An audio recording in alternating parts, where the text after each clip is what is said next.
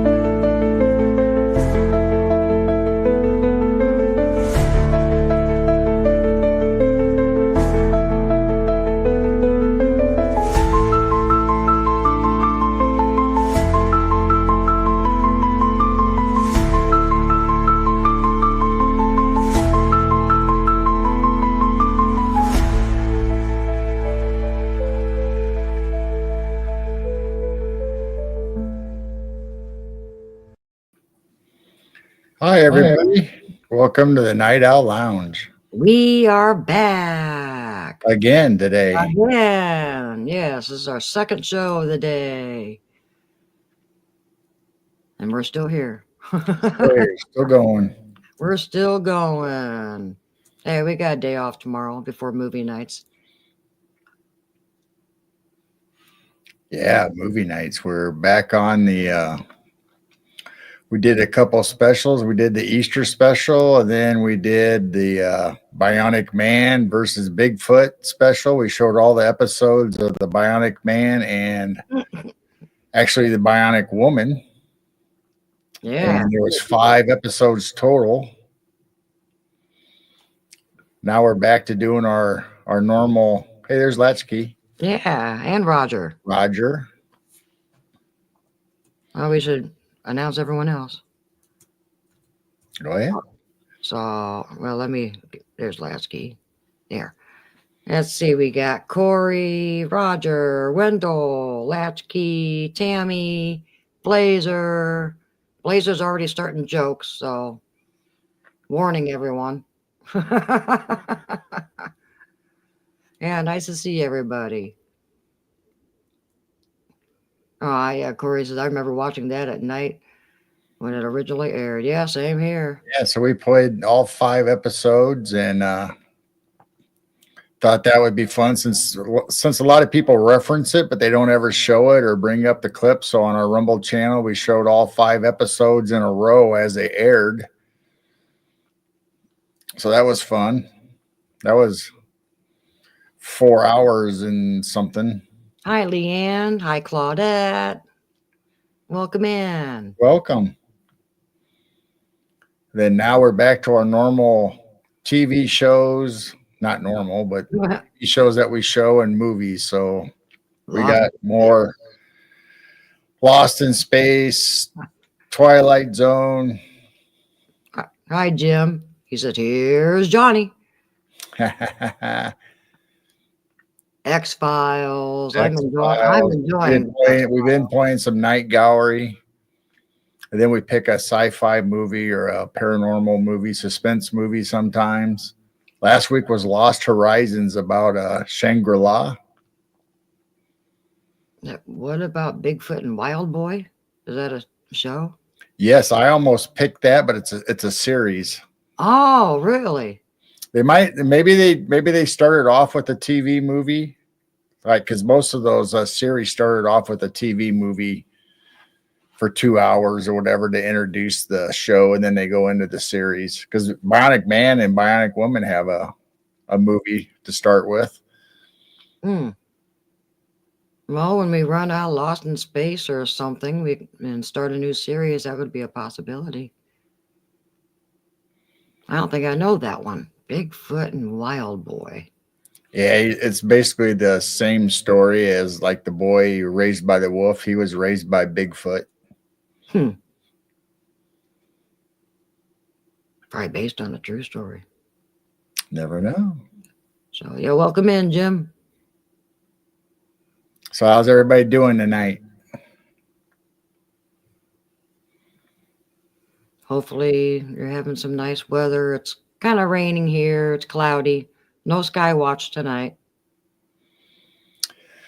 No, unfortunately, if something happens outside, maybe if something shows up in the garden, we still might be able to get a good shot of it, but you never know.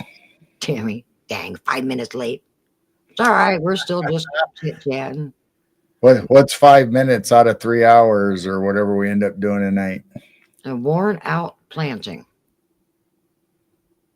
Speaking of planting, Jim, do you have any extra tobacco seeds?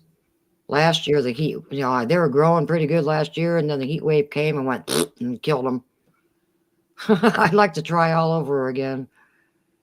Speaking of that, Corey says, I'm just dandy. Roger remembers Bigfoot and Wild Boy.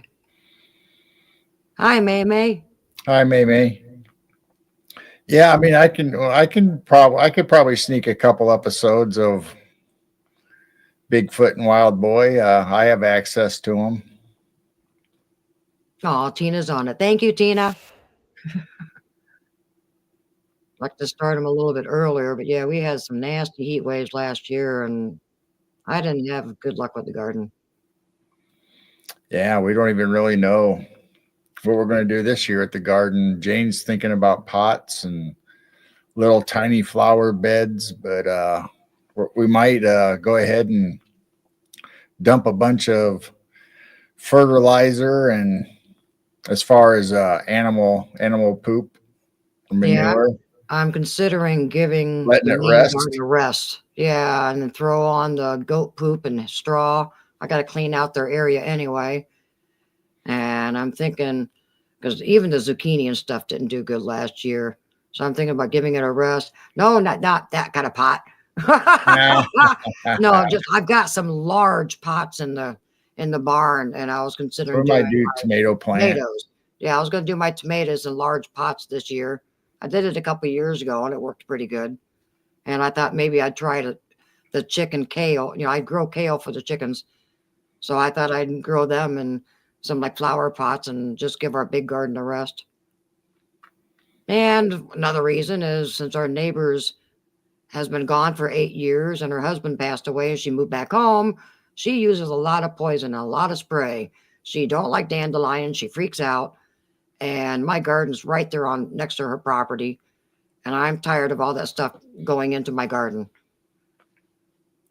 So that's another reason. So I kind of moved it way out of the way so it's not going to interfere with the farmer spraying and her spraying. Yep, little lady got her stickers. Robin M said she got her stickers.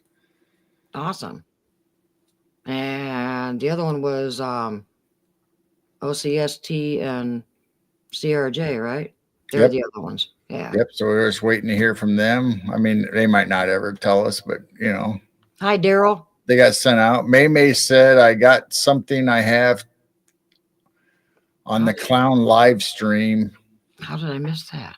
Oh, I got It says clowns are from different realms, dimensions, galaxies, and universes. So there you go.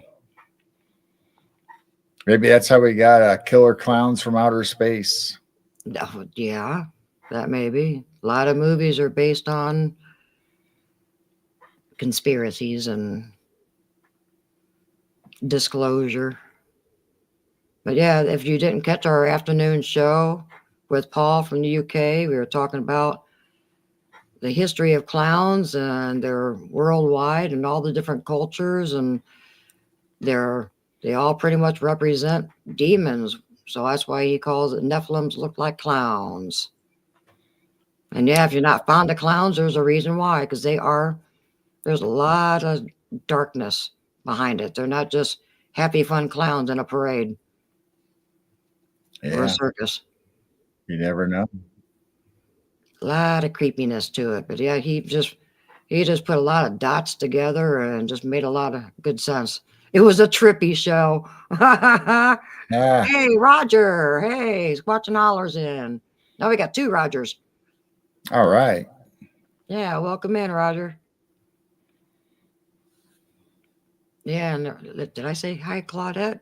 I think I did. I don't know. Actually, Welcome in, Claudette, if we didn't say hi to you earlier. okay.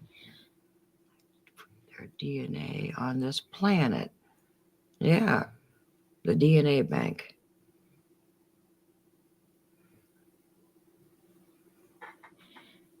Oh my gosh, the chat's flying. Okay, I figured cities where the circus started.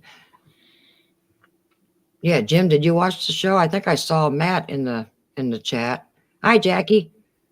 Yeah, circuses pretty much started through the Shriners and Masons.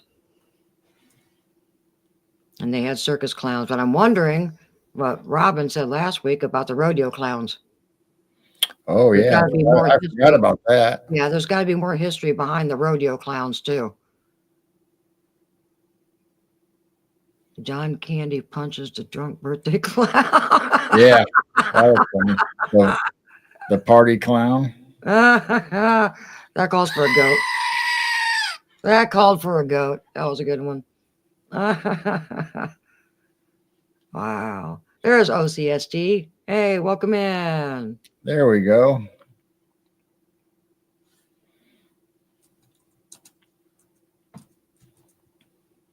So where are we going to start tonight? I don't Talk about care. clowns. You can pull up some of those pictures or do the cryptid report or something. I was on Matt's phone today. So that was you? Okay. Yeah, and Insane came on today. Yeah, well, it wasn't Matt. It was Jim. All right. Okay. All right. Well, we can bring up some pictures, and we can always talk about it later on too if we want to. Yeah, because you had a bunch of pictures. I don't have a bunch. I just have ones that I remember as a kid growing up. Some of the clowns and stuff that I remember, but not necessarily remember them as being creepy. But just as a reference, I wanted to bring them up. We received our stickers today. Awesome. Thank you so much. Nice. Everybody got their stickers then. Hey, Kyle. Welcome in. Hi, Kyle. He says, great show on the clowns, demons. Yeah, I just, you always kind of wondered, thought that, clowns were kind of strange, but you didn't really put two and two together on the different cultures around the whole world doing it. And I still wonder why the little puffy balls. There's got to be a reason for the puffy balls, and Paul didn't know that one. Hey, welcome in, Jay. Nice to see Jay. you. But there's got to be a reason for the little puffy balls on some of their outfits. Just haven't figured that one out yet. So I'm sure Bozo the Clown was nationwide, but a particular here in Chicago area and Midwest, it was really popular. Yeah, in Chicago. Then there was actually another clown that was with him, but he doesn't really get much.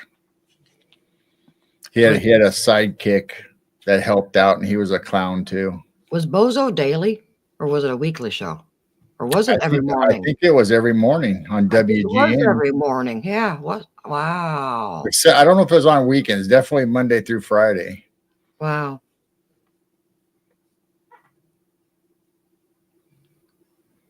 So this show is about me. Are you a clown? Are you a Nephilim or a clown? Which one are you? Yeah, Jackie remembers Bozo the Clown from childhood. We got Blue-Eyed Bandit and Rose Thistle Art over in on Rumble. We got Jim's camera. Hey, hi, Rumble. Jim's camera says puffy balls, maybe like notches on a gun. Not all their outfits do, but like that one. That's why I asked Paul, is there a reason for the puffy balls? And he didn't know. So, I mean, he's still searching into it also. There's got to be a reason for the big, giant puffy balls. The grand prize game was rigged. Yeah, it was WGN. Yep. Chicago. It wasn't that long ago they stopped, right? I think it was still on when my kids were little. I don't know. Well, that's quite a while ago. Yeah, well, yeah, they are getting old too. That's true. We only have one that's in the 20s. The rest of them are in their 30s. We had local TV shows in our area. We had Bozo, and for me growing up, we had Captain Jinx and Salty Sam, Yeah. which was out of the Peoria area instead of Chicago. It was a local show out of Peoria. Romper Room. Romper Room. But this is the only one with clowns that I remember. Hi, David. Welcome in. Oh, yeah. Now see that. So everybody should remember Art Sim. Krusty off of The Simpsons. Wow. There's a lot of clowns and a lot of things that we did not realize. Everybody's going to be spotting them now. There are so many growing up and this is just the ones that I remember off the top of my head. If I really searched, I could probably find tons more of what was on TV and movies growing up. Hey, Dwarfy.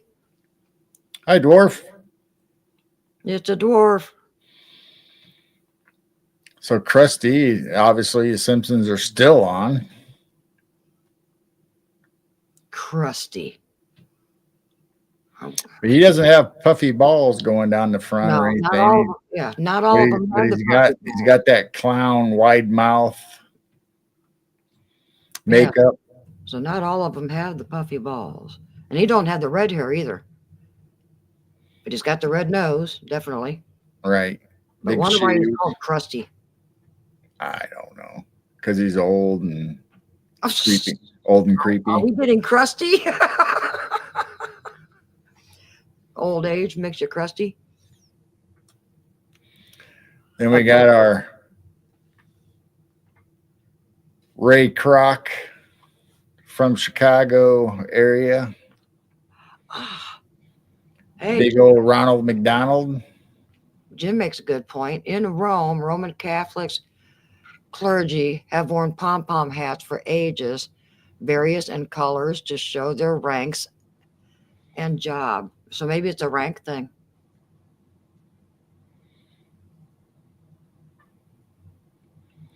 Maybe.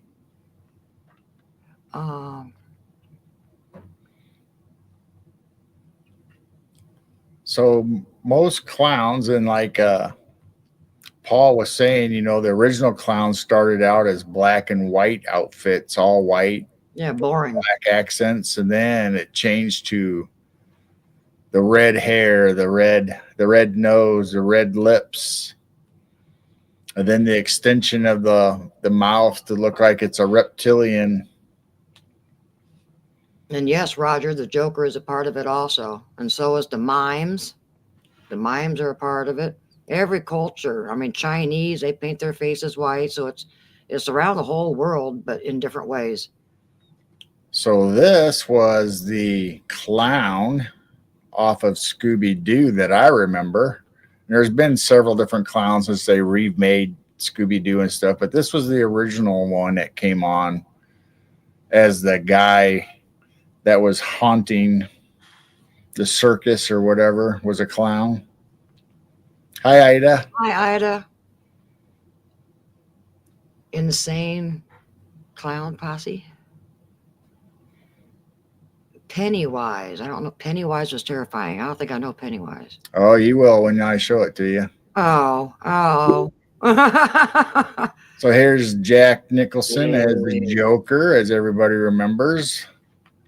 And then his mouth obviously is wide and it's got the white face. Of course, in the movie, he got burned by acid or fell in acid. And so that's how he ended up with that, all that. Hi, Joanne. Hi, Joanne. Yeah, ladies, stay away from the bright red lipstick. We're all going to start thinking clowns. Wow. Yeah, he did make a good Joker. Wow. He had green hair, though. Ah. And I think that was just a color choice for the movie just to make it stand out. But in the comics, he probably had green hair too. And another bow tie. So this goes along with what Paul was saying about civilizations or even tribes, Native Americans, first people, how they paint their faces red and with white accents and colorful hats and outfits to go along with it. So he kind of told the whole story about that being associated with the Nephilim. And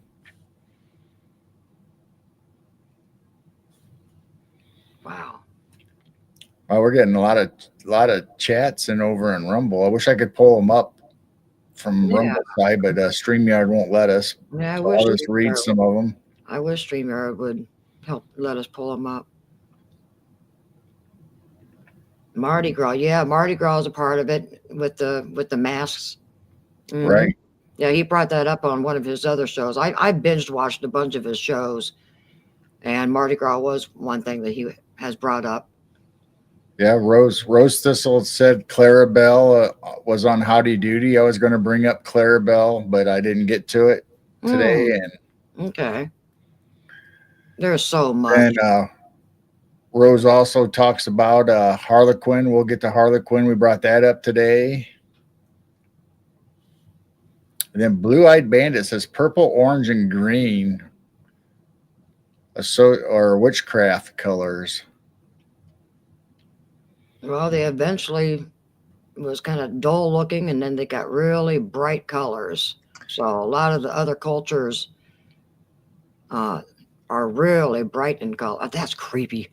Well, that's Pennywise. So that's from like the movie It. And they have a new movie, Pennywise, out. That's just nasty.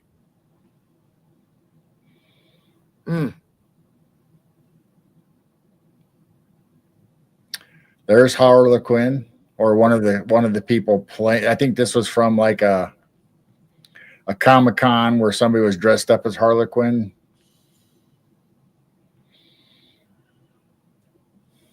I was nickel dumb for Halloween last year.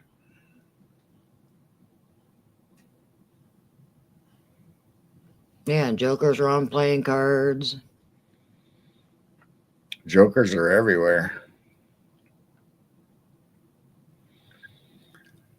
And then Paul brought up a black and white image of an old civilization that had black and white, and he mentioned black and white. And this is Circus Olay. So their clowns or outfits, many of them are colorful, many of them are black and white faces with red lips and red eyeliner and all that stuff. But this one, they happen to be in, bizarrely, the kind of resembles the same picture that Paul brought up with the black and white stripes. I think they were supposed to be, I think these people were kind of dressed like zebras maybe, but it's really, really close to what Paul was brought up. Well, and it is, if you just look at it by itself, it is kind of creepy to look at it if you take it out of context. Yeah. For the circus. It's more like partial mimes. That's reminding me of mimes. Like this? Yeah. The other ones kind of look like they were mimes, and that was an outfit. And welcome in Wild Clan Ken. Yeah, welcome.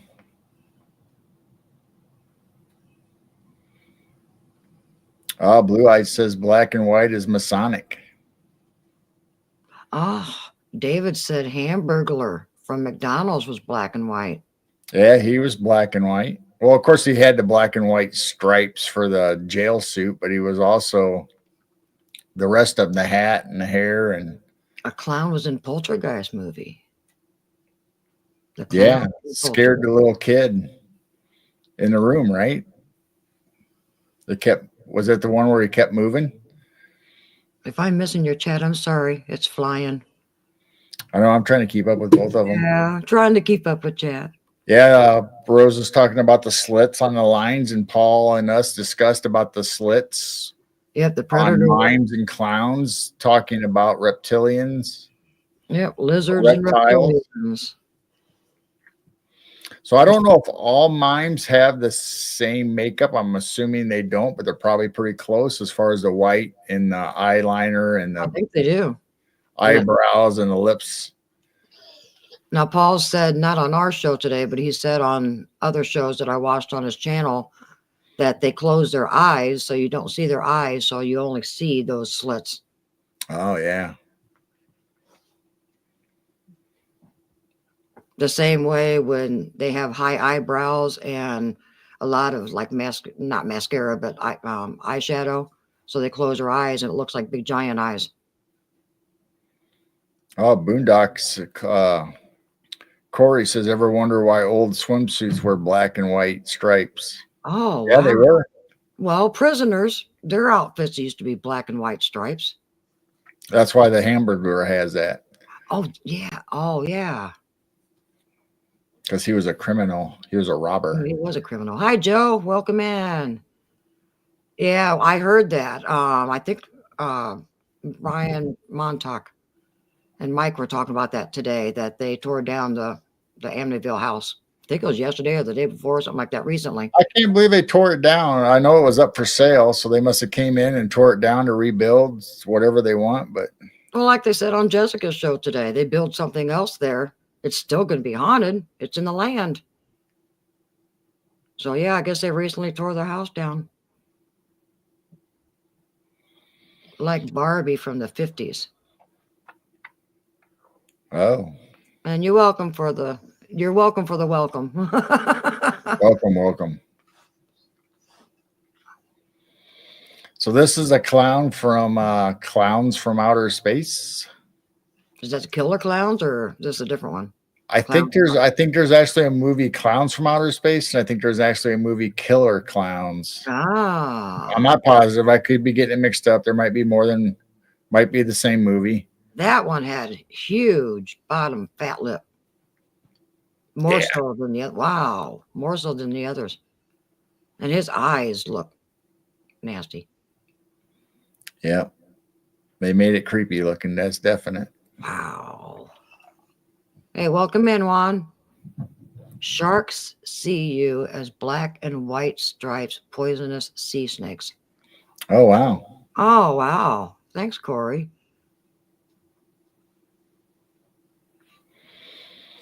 So this is, if you ever remember the paint by numbers, or even on the little advertisements in the back of the book, if you can draw the parrot, the pirate, and they had the clown in there also that you could draw, then you could take their art class. But this was all over the place. I remember seeing this picture of the sad clown forever as a kid growing up.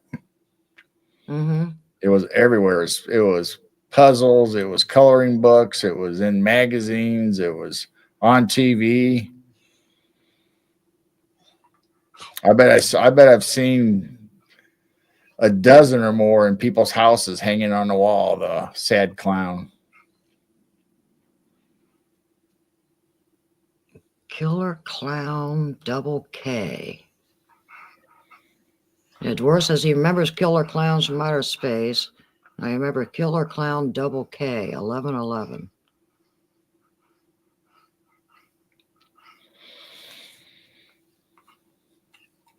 I'm hunting and pecking on the phone.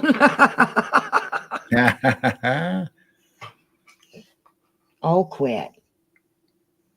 Maybe says some entities are black and white.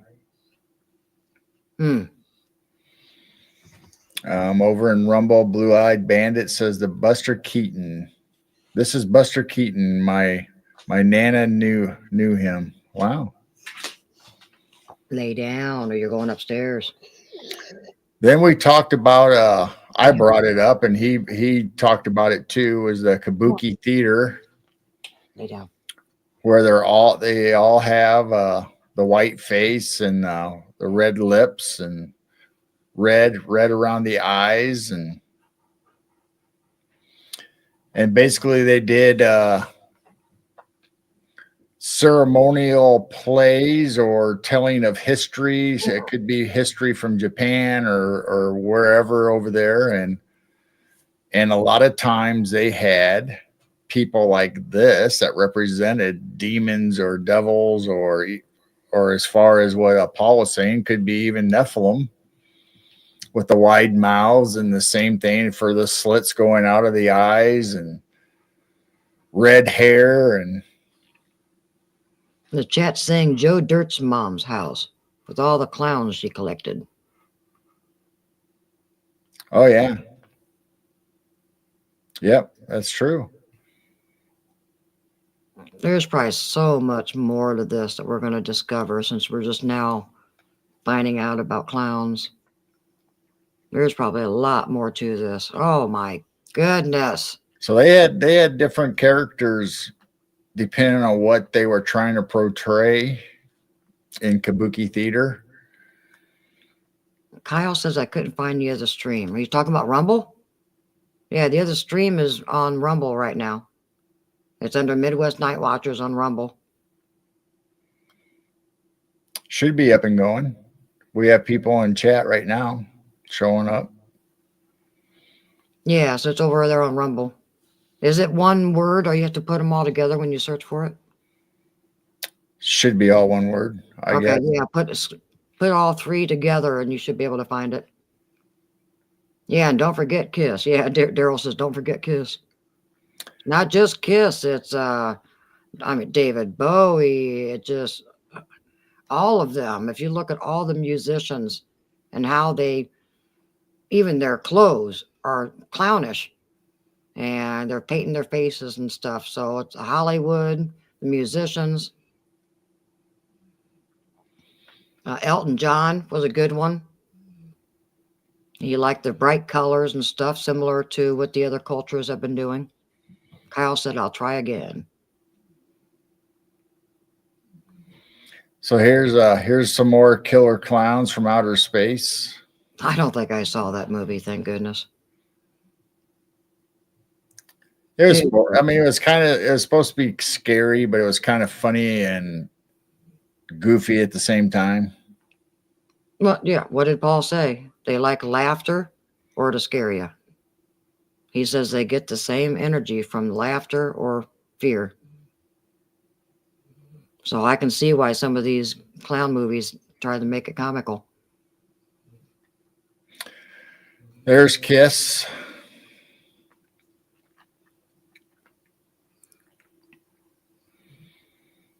Dressed up in their face paint with obviously with red and white face and black accents, and then Paul showed that one idol or that one statue that had the real long tongue and Yeah.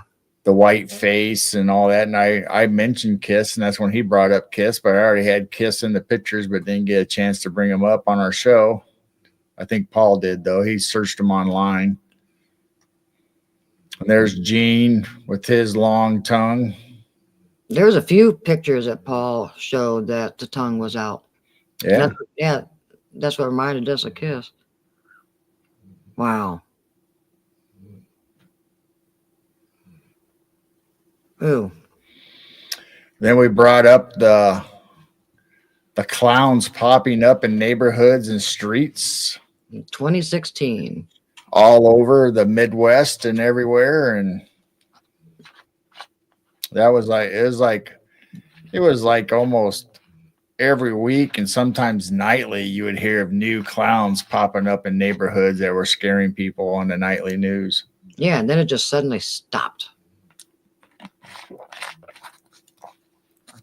Well, for one thing,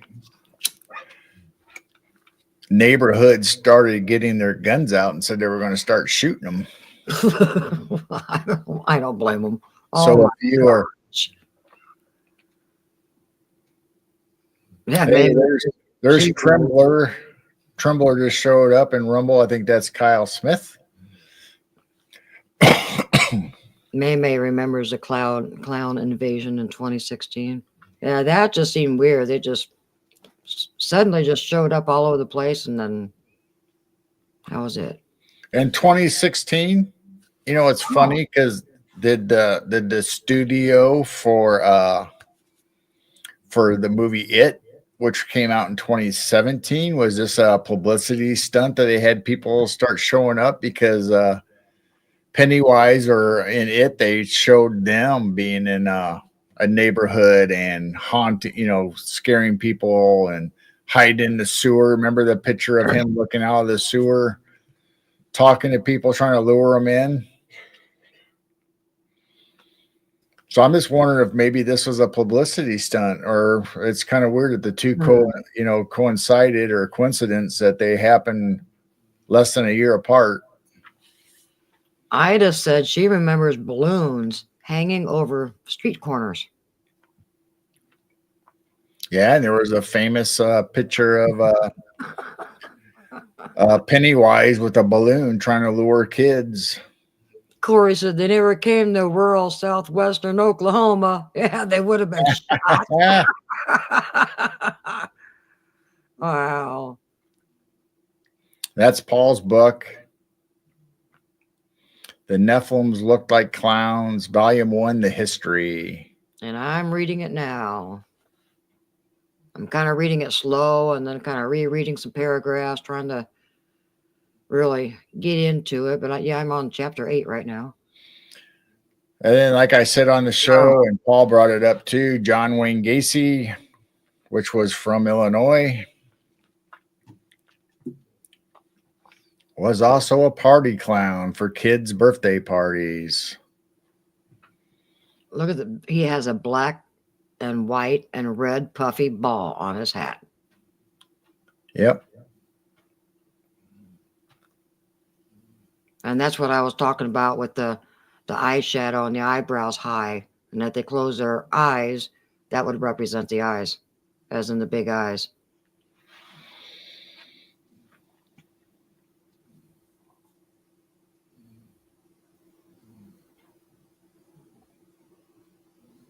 The second time you saw a reference to that book today. Well, we had the show this afternoon, but I don't think you were in our chat. But we just had Paul on this afternoon and talking about his book. So unless you watched another show with Paul, Paul's been getting around talking about it, and he has his own show, obviously, that he does a couple different shows. But yeah, we had him on this afternoon. Now we're just recapping some of the pictures I had today. Yeah, Paul definitely has gotten around. If anyone knows David Nino Rodriguez, Nino's Corner, which is a huge YouTube channel. He was just on, well, actually, he was on Nino twice. And he's starting to get around some. And more people are finding out about this. And I think he's going to be busy on people's shows.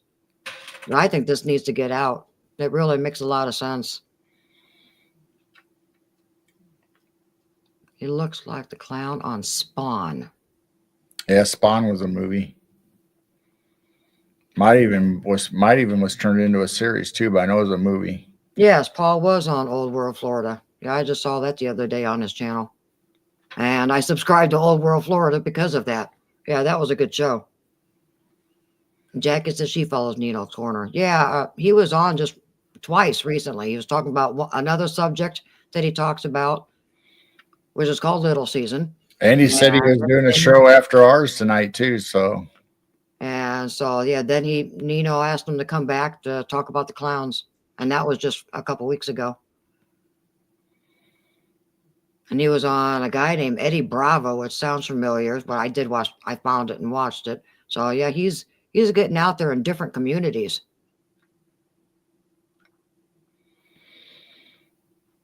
And I just thought it was fascinating when I started watching some. Everything just made so much sense. I saw it somewhere earlier. I have to watch your show with him.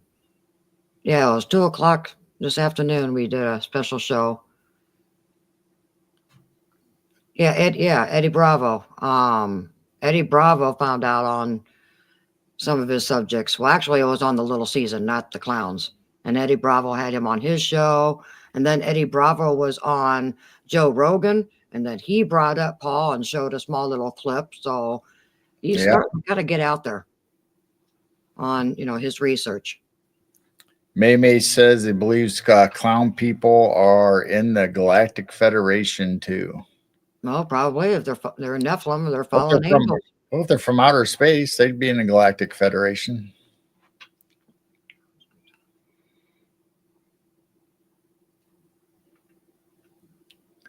Wow.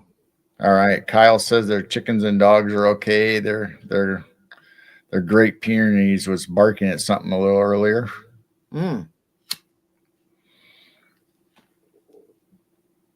I've been somewhat out of the loop recently. It's real life. Yeah, real life has been very hard for everybody here lately.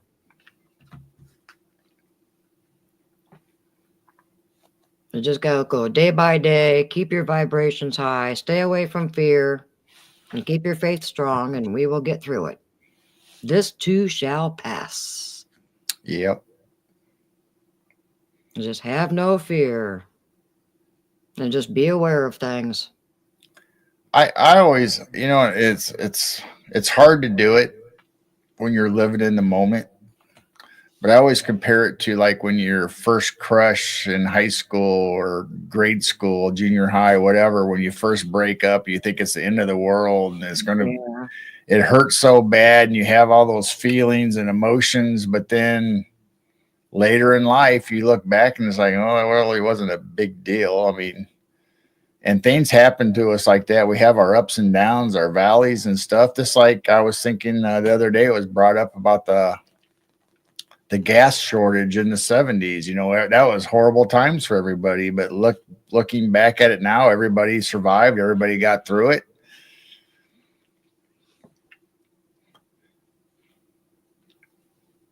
So try not to make things worse than they are by getting in your own head and making them worse.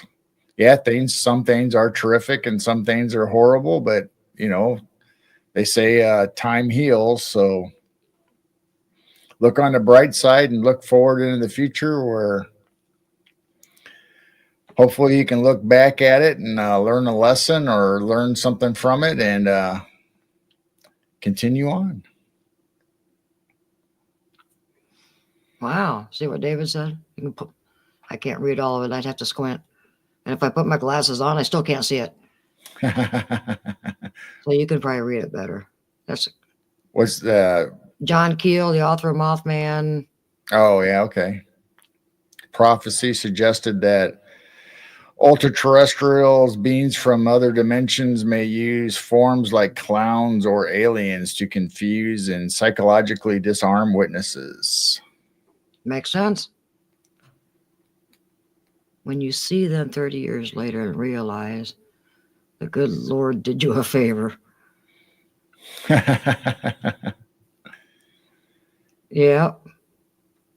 I think you're talking about past girlfriends. It could be anything. I just brought up past girlfriends because I know, as being a teenager and, you feel like it's the end of the world and it hurts so bad, but yet, it usually goes away after you meet somebody new or, Well, we went through that with our kids. Time passes.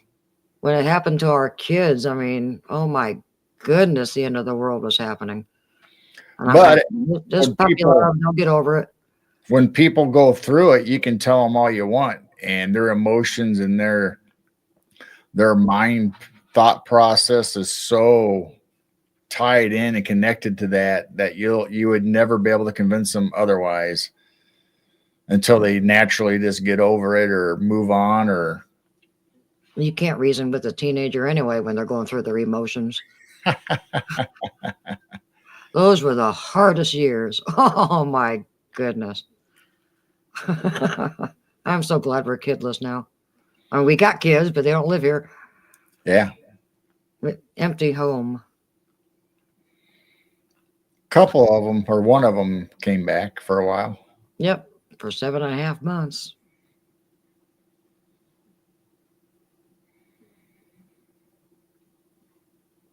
Just do one thing each day that builds confidence in yourself. That will give you the extra strength you need. I am coming out of depression, so I get it. Life is tough, but I am stubborn. Yep. I think The spiritual warfare has been strong. There is a dark side, and the dark side has gotten very strong these last few years. And trying to pull people down in depression, cause confusion, cause division. That's why we just need to focus on our own lives and be careful what you watch. Be careful who you hang out with. And stay strong.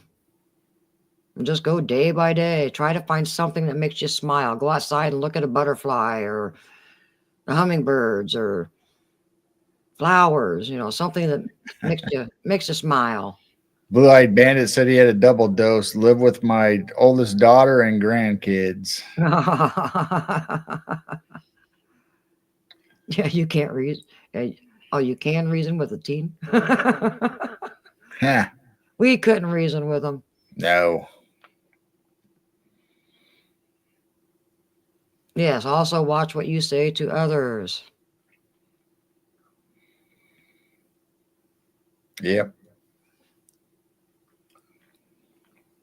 Just try to stay positive, keep moving forward. And, it's just like everything else, the further in the distance that the past gets, the better off you are. Brown Door says, have a taco. Have a taco, absolutely. That'll make you happy. Did you send him that picture? Yes, I did. All right. I hope you enjoyed your taco picture, Brown Dwarf. Yeah, if you're depressed, eat tacos. Yeah, Joanne says she had 3 crunchy tacos tonight. Tacos, that sounds good, actually. Tacos will make you happy. Good idea, Dwarf. I love tacos. Great advice. Well, there you go. If anyone's down and depressed, eat tacos. Yes. Yeah, go find yourself a Taco John's or whatever your local taco. I know it's weird how, living in different states, different parts of the country, everybody has their own brand or whether it's pizza or tacos or hamburger stands or hot dog stands. Street tacos. I mean, obviously we got the nationwide Taco Bell, but I mean, everybody growing up, like you talked about, Taco John's. And yeah, there's a few Taco John's still around, but not that many anymore. I mean, eventually, we went to the local pizza place and they had tacos, so we always got our tacos from there. But other than that, we bought the hard shells and made them at home. Yep. We didn't live in a big town to go out, and we never had a fast food place ever for a long time here in our town. First one was what? Subway? Yeah, that's the only. Well, we had a Dairy Queen. Well, Dairy Queen, but I don't really consider Dairy Queen a fast food. But it's not Dairy Queen anymore. So it's called something else. But yeah, I'd much rather have our pizza place make our tacos than Taco Bell.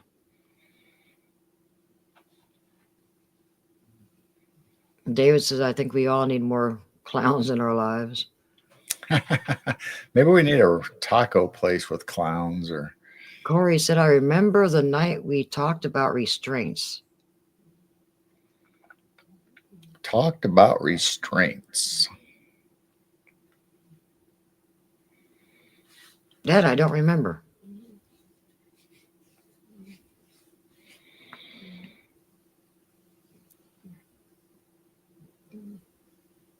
The Dairy Queen, with it Frosty Freezes. Yeah, Corey, I don't remember talking about restraints. Oh, restaurants? Was that a misspelling? Oh, restaurants. Yeah, we've spent several nights talking about restaurants and different places. And well, that's another new rabbit hole that a lot of these fast food places have clowns, and they have started from the Masons also. All the way down to what? Burger King, Wendy's. What were some of these places? Kentucky Fried Chicken was a Mason. Definitely McDonald's and his clown. Jack in the Box. there's a list. And actually, I think that's on Paul's channel. He talks to somebody, I don't remember the guy's name, but that's one of the shows, talking about restaurants, fast food, popular restaurants that are connected to clowns and started from Masons. Now nobody will go to a fast food restaurant. Is there a safe one out there? I don't know. I would say Culver's, but I don't know. Yeah, maybe Culver's. Well, even look at Steak and Shake. Wasn't that black and white? Yes, Steak and Shake was black and white. And White red. Castle. And White red. Castle was a Ooh. Mason. So probably even Steak and Shake with the black and white and the red booths. Joanne and Jackie brought up Jack in the Box, which was Yep. basically a clown popping out of the box. We all had Jack in the Boxes when we were kids. Popped out of the box to scare you.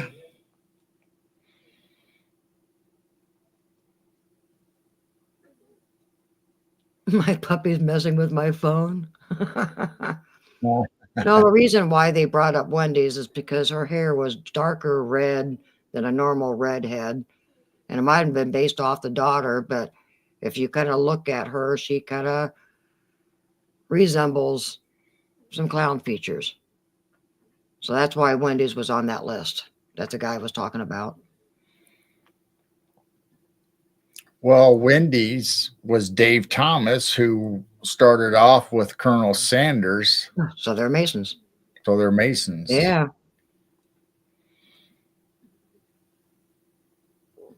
Wow. And White Castle, the two founders that came up with White Castle, they were Masons.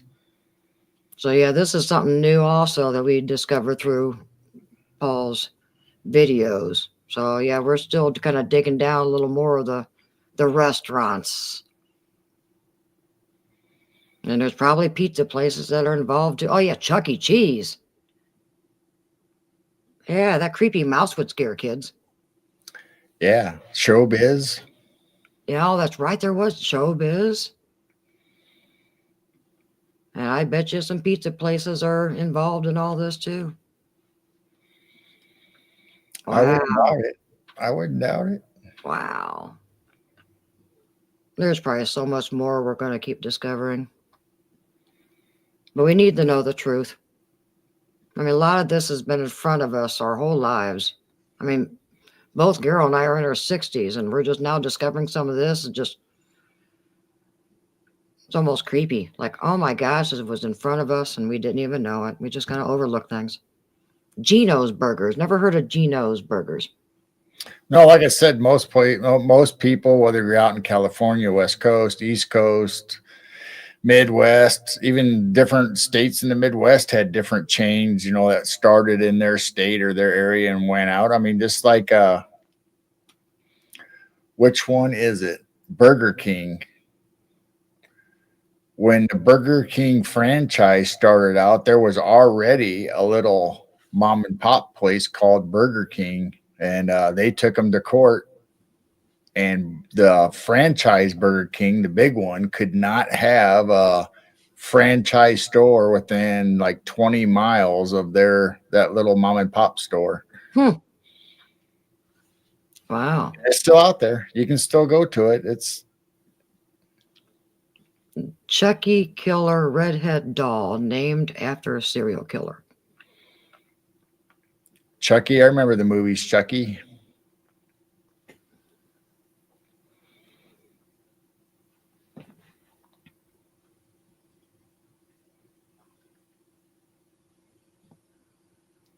Yep. Dave Thomas adopted his daughter, the one that's in charge of the company now, I believe. The one that's the logo is supposedly drawn up after that she was adopted. That's why Wendy's today supposedly donates money if you spend or give money to them. It always goes to the adopted children programs. Cabbage Patch Kids. Every male NASA astronaut is a Mason. And I also heard that Admiral Byrd, that we kind of rely on his stories. Yeah. You may not rely on some of his stories. He was also a Mason. So were some of these stories plants? Who knows? We don't know what the truth is. Wow. Chucky, my friend till the end. Yep, Admiral Byrd was a Mason too. Yeah. Oh shoot. Who's the singing snowman and Rudolph? Is it Burl Ives? Burl Ives, yeah. He was a Mason. Shoot, what was a couple of the other ones that they mentioned? I mean, there's so many. Ms. My Boda, Ms. No. Boda in Rumble says, I saw a scary Jack in the Box when I was very little. I was upstairs napping and woke up to see the bouncing outside my window looking at me as a kid. Yeah, Jack in the Boxes are creepy. Wow. And some of the places I remember, at least on TV shows, I don't think I've ever pulled up to one, but like the outside speaker that you talk to the restaurant, some of them had clown faces.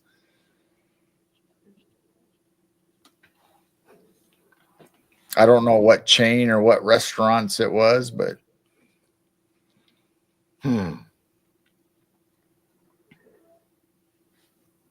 Yeah, Jackie, I had grandpa, uncle, and probably more than that if I look down into the history. So I think everyone has Masons in their genealogy.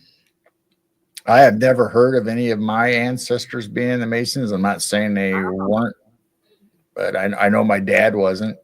Mm-hmm.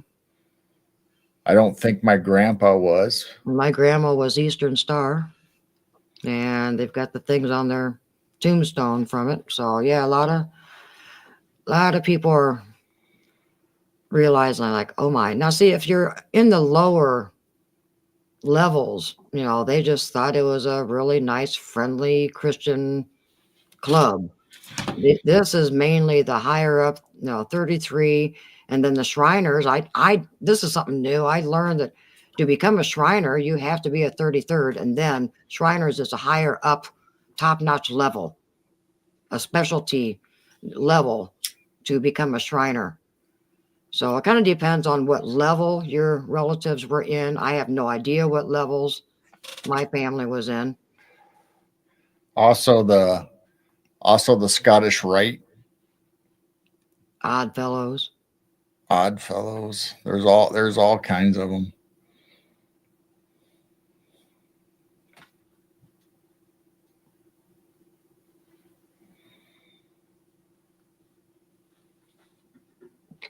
The Triangle Society. I do not know anything about the Triangle Society. I don't think I do. No, I've never heard of that. Does anyone remember the Triangle Society? Hey, Juno, welcome in. That I do not know, Joanne. I'm going to write that down. Triangle Society. That's a new one.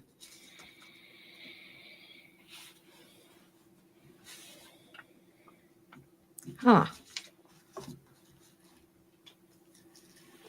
Interesting. Triangle, pyramids, Scottish Rite. This is my great grandmother associated with. Rose Thistle says she has a Jack in the Box thing on her antenna of her car. I remember getting those styrofoam things from all the gas stations. You get bananas and oranges and smiley faces was big. You put a big foam file or styrofoam. It wasn't foam, styrofoam on your antenna. Now, Wendell says he has a Knights Templar necklace and a ring. Oh. Now, Knights Templar, they're something totally different than the Masons, correct? Or are they associated in it? No, I don't think so. I think there's something totally different, yeah. But I think Dennis talks about the Knights Templar a lot. Well, Dennis belongs to the Knight Templar, okay. the new generation, so it's not necessarily the same as what we talk about in ancient days with the Knights Templar. same name, same basic principles, but they don't actually obviously help people travel from Christians from country to country. 76 and Tenable. Yeah. Yep. 70s, all the big gas stations gave out. Hey, Flat Rock, welcome Oh, in. Flat Rock? Templars are an offshoot for the Masons.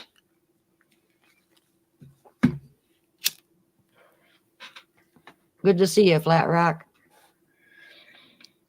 Now you have to now there was the Masons back in the Egyptian time, supposedly the Masons built the pyramids and all the temples and stuff. And then the organization, the secret organization of the Templars and the Masons. So, I mean, I don't know if there's an actual division or if they're really the same. And I'm assuming the secret society Masons came out of the Masons that built all the stuff, like the Grand Masters and all that. But I don't know. Dwarf says Templars first bankers. If I comment complete gibberish, it's my puppy. That's okay, Corey. We'll understand. Hey, welcome in, Derek. We're talking about clowns. Do you have anything to add? So I went through all the pictures, correct? Yeah, all the ones that I have. I just had a few of them to bring up just in case he talked about something or we talked about something. But I knew and you knew he was going to have a great slideshow anyway. So Yeah. I just had some in case we brought up a certain subject. Yeah, I knew he would. All the shows that I've watched, he just pulls up his files and just has all kinds of pictures to explain things. That was a very good presentation and easy to understand too. I was the first ever banker.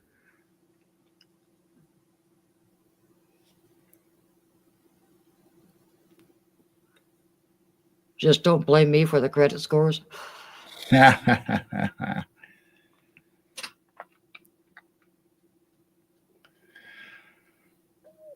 Well, now what? We've talked about food. We've talked about clowns. We talked about Masons. How many cryptid reports you got? A couple. Just a couple for this week? It wasn't a busy week in history, huh? That one week we seemed like we had 4 or 5, but how many clowns can you fit in a clown car? yeah, that's a lot, isn't it?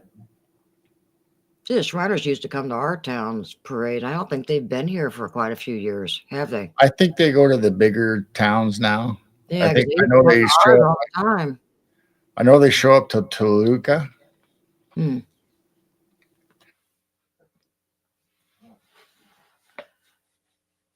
How about this? I heard recently that in another timeline, the Vatican didn't last as long as our timeline.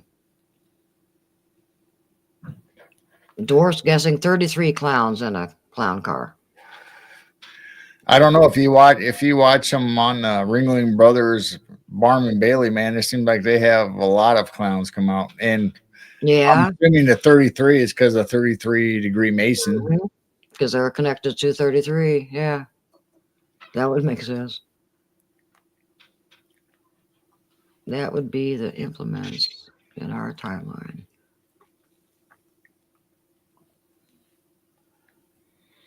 Rose Art Thistle's talking about Montauk, about Junior. We've had several shows with LIB and Brian Montauk is Strange. We did a whole show on all the stuff Brian's talked about in his book, and LIB and Jessica about Montauk, about how they went there for the anniversary of Philadelphia Experiment, Camp Hero. Yeah, it was a good show today that Jessica had with Brian and LIB. And they brought up Junior.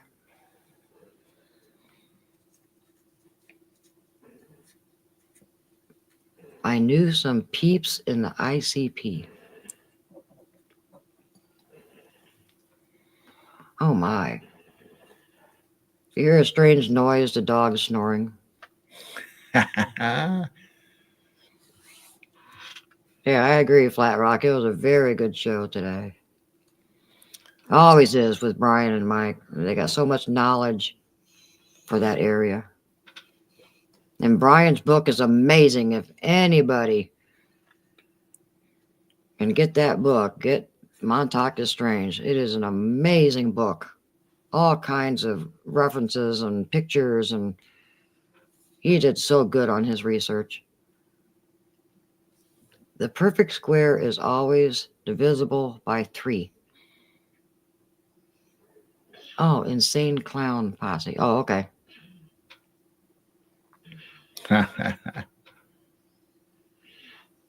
They're space penguins. I brought that up just because I'm wearing our new 3/4 sleeve design on our merch shop of our design of the mushroom UFO with the space penguins underneath of it. I haven't wore a 3/4 sleeve since probably junior high, I know. and it's really nice. I can't believe. Yeah, we fell in love with this tri-sleeve shirts. We're gonna put the Midwest Night Watchers and probably the Chiro and have them more available for the other ones, because I love that shirt. I'm gonna have to get one now. Yeah. So yeah, Gerald came up with his own space penguin logo and put a mushroom on it. Yep, because that report had farmers going out and seeing what he said was a UFO shaped in a mushroom in his field, and then the closer he got to look, he saw the little alien penguins, or looked like penguins to him, running around underneath. Then they got in the mushroom and they took off. Space penguins. That's one of our favorite stories, and I just made a quick logo of it, all different colors, and thought it was pretty cool. Embrace the space penguins. Rose is asking, what's on your shirt, Jane? That is my hand pan. Should I have to stand up? Yeah, this is our new one also. That has my logo in the middle, and this is a picture of my brand new hand pan that I'm slowly learning. Oh yeah, this is another new logo on our shop. It has the hand pan and then my wolf logo. It says raise your vibrations. So we'll be adding more stuff to the store, and definitely some logos on the 3/4 sleeves. I really like these 3/4 sleeves. It kind of brings me back. I don't know why we ever quit wearing them. I don't know if they went out of style or.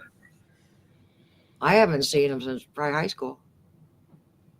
Freaky, hey, welcome in. Maymay says we need to do a deep dive in the space penguin some more.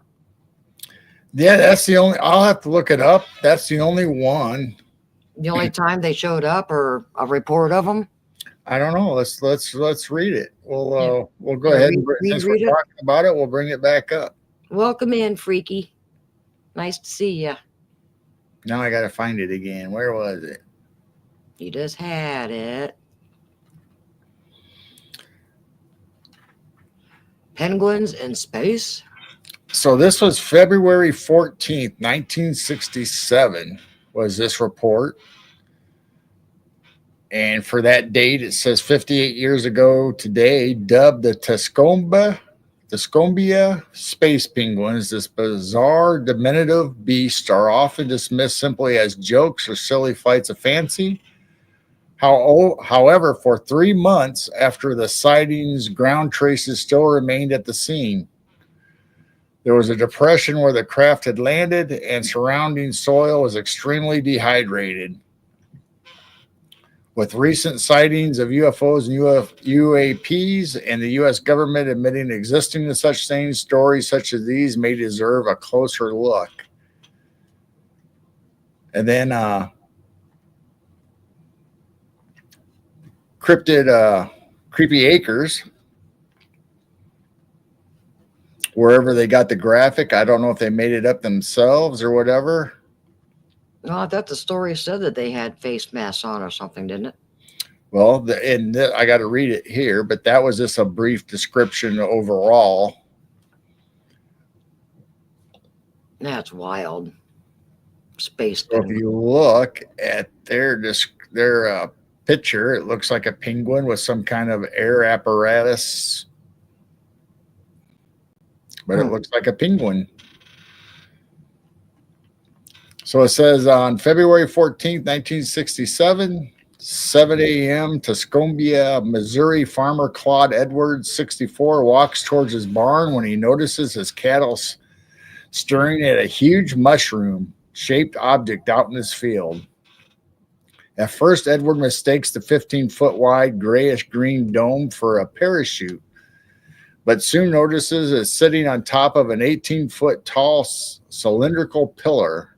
So it actually was a mushroom shape. Along the edge of the dome are numerous bright, multicolored lights. Edward then realized beneath the structure are a group of tiny, strange creatures scurrying about. They are less than a meter tall, gray-green in color, have white set black eyes, a dark protuberance where a nose or mouth might be. They have arms but no visible hands or feet. Edwards would claim they looked like little green penguins. He then walked towards the object gets within 15 feet from it, taking time along the way to throw 2 rocks. I'm assuming it's rocks. It says racks, but I'm assuming it's rocks at it. Soon he finds his path blocked by an invisible force field. By now, the creatures have retreated back into the mushroom-shaped object, which begins to rock back and forth before slightly lifting off and then rocketing away. Welcome in, Pocket Watch. He said you should ask Jessica to remote view the UFO penguin event. That would be a good remote viewing. Then I don't know. Oh, that is our space penguins. I remember the chat was just laughing so hard that night. Space penguins. The Antarctic is full of penguins. Maybe they're not originally from this world. Maybe not. They say octopus aren't. There may be something to this penguins in that story. So this is basically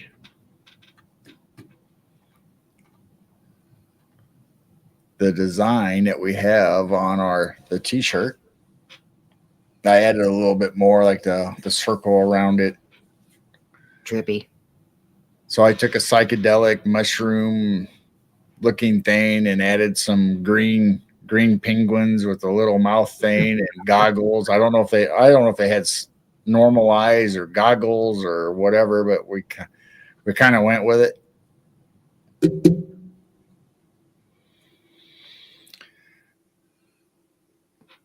My daughter just came in the room and said our attic is wide open.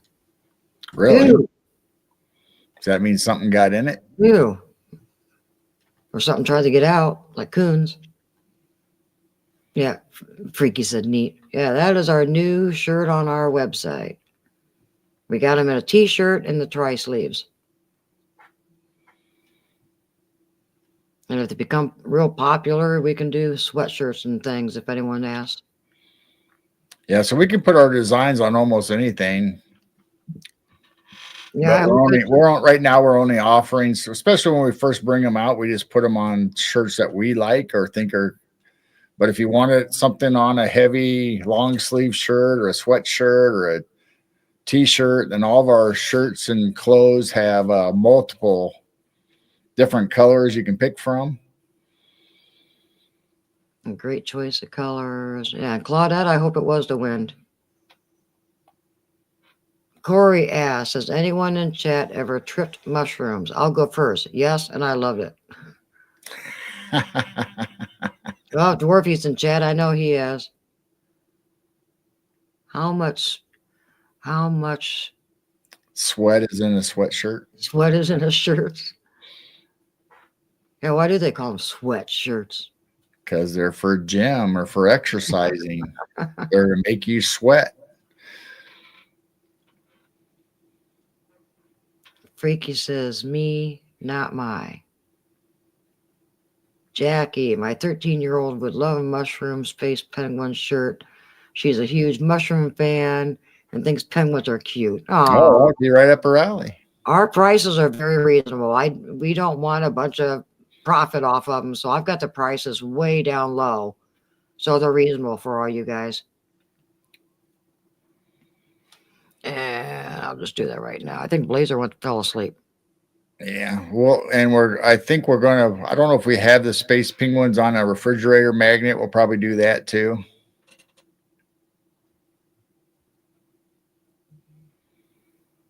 There's the link to our store if anyone wants it.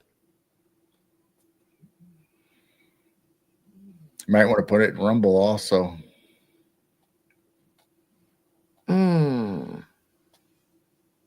All right, let me get out. Can we do links in Rumble chat?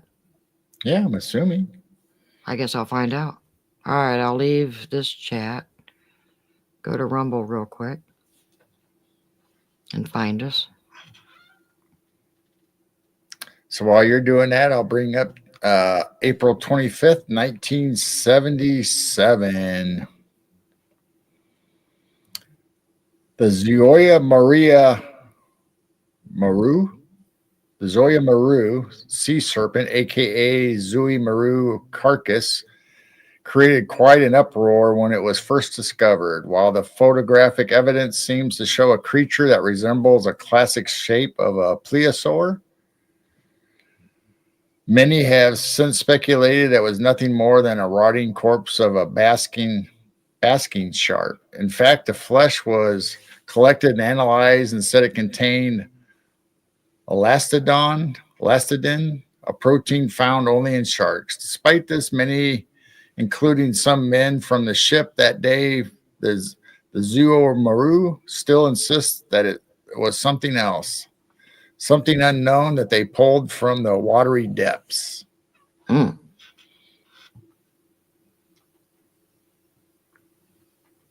What'd Freaky say? Bite. Wow, my spelling sucks tonight. That's all right. Corey has his dog typing for him. So here's the blob thing that that's this wild. is the artist's rendition of what they think it would look like. Looks like a hairy Nessie. Yeah, it does. Yeah.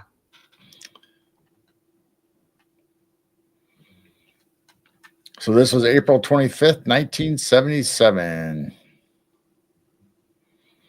The Japanese ship, the Zoya Maru, is traveling from Mackerel east of Christchurch, New Zealand. When the boat's net is brought up in the depths of 1,000 feet, the crew finds within it a rotting carcass of a 33-foot long, 2-ton animal they can't identify.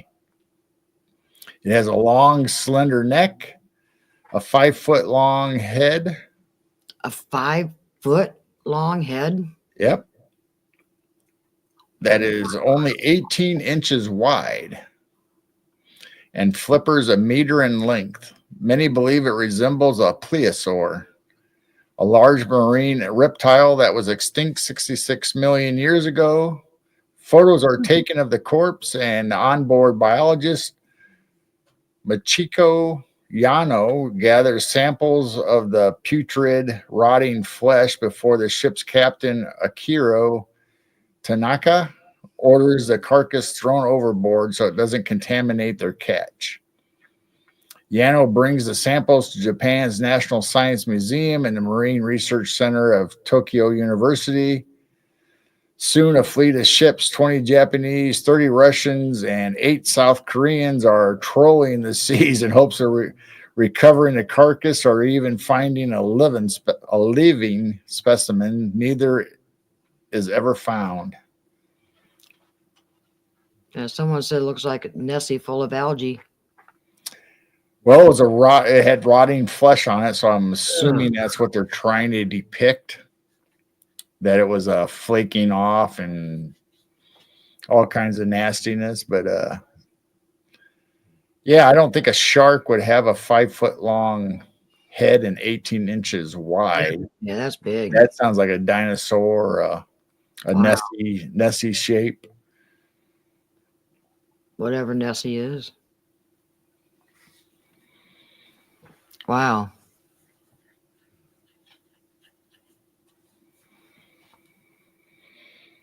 So that was on April 25th, 1977. Oh, I forgot to do my cryptid flashback. 1977.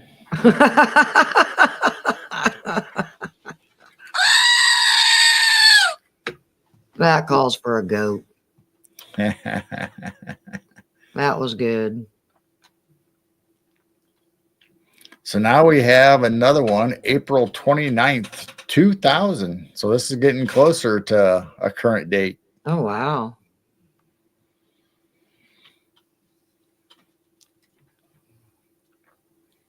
So this says 25 years ago, sightings that began on April 29th, 2000 would continue into the summer months. While majority of these witnesses were farmers, the majority of the witnesses were farmers. The list also includes police officers, one professor, and 3 young men who described the creature as having glossy black skin.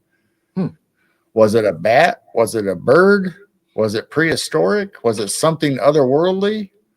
Glossy. Or was it some claimed a legendary chupacabra?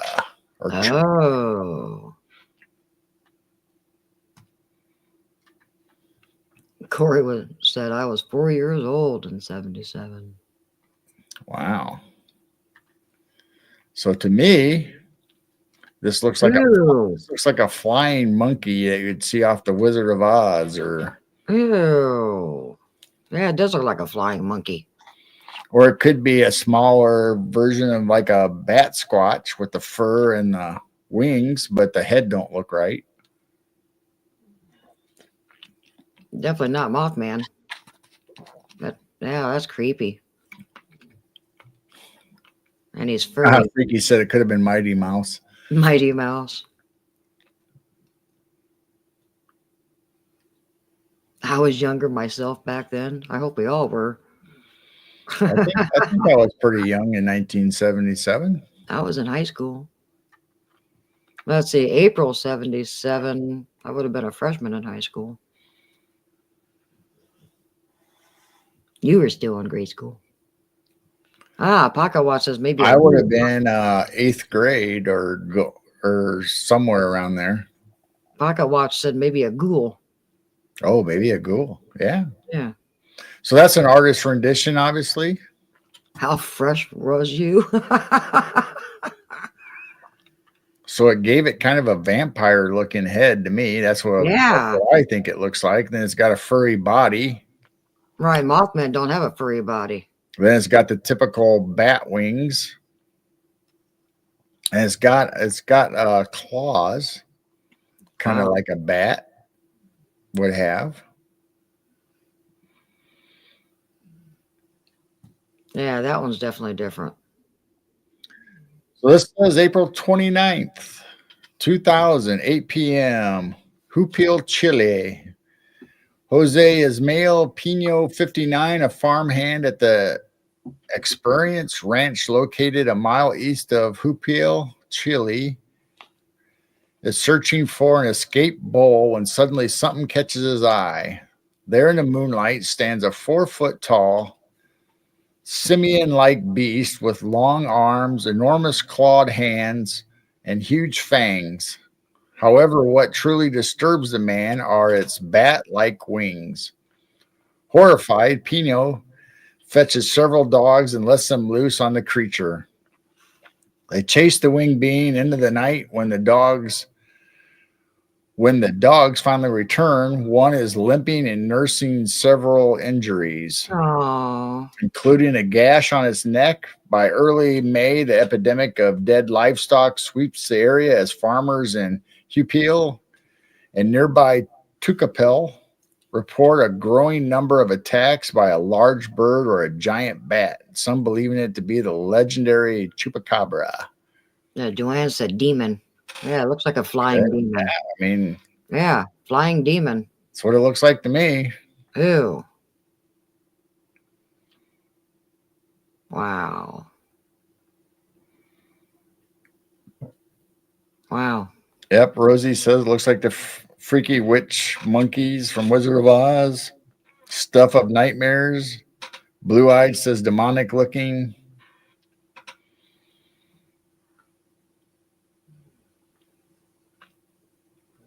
So there you go. April 29th. Because I'm still in Rumble, and Rose says, if you did that screaming goat sound during the clown part, I would have passed out.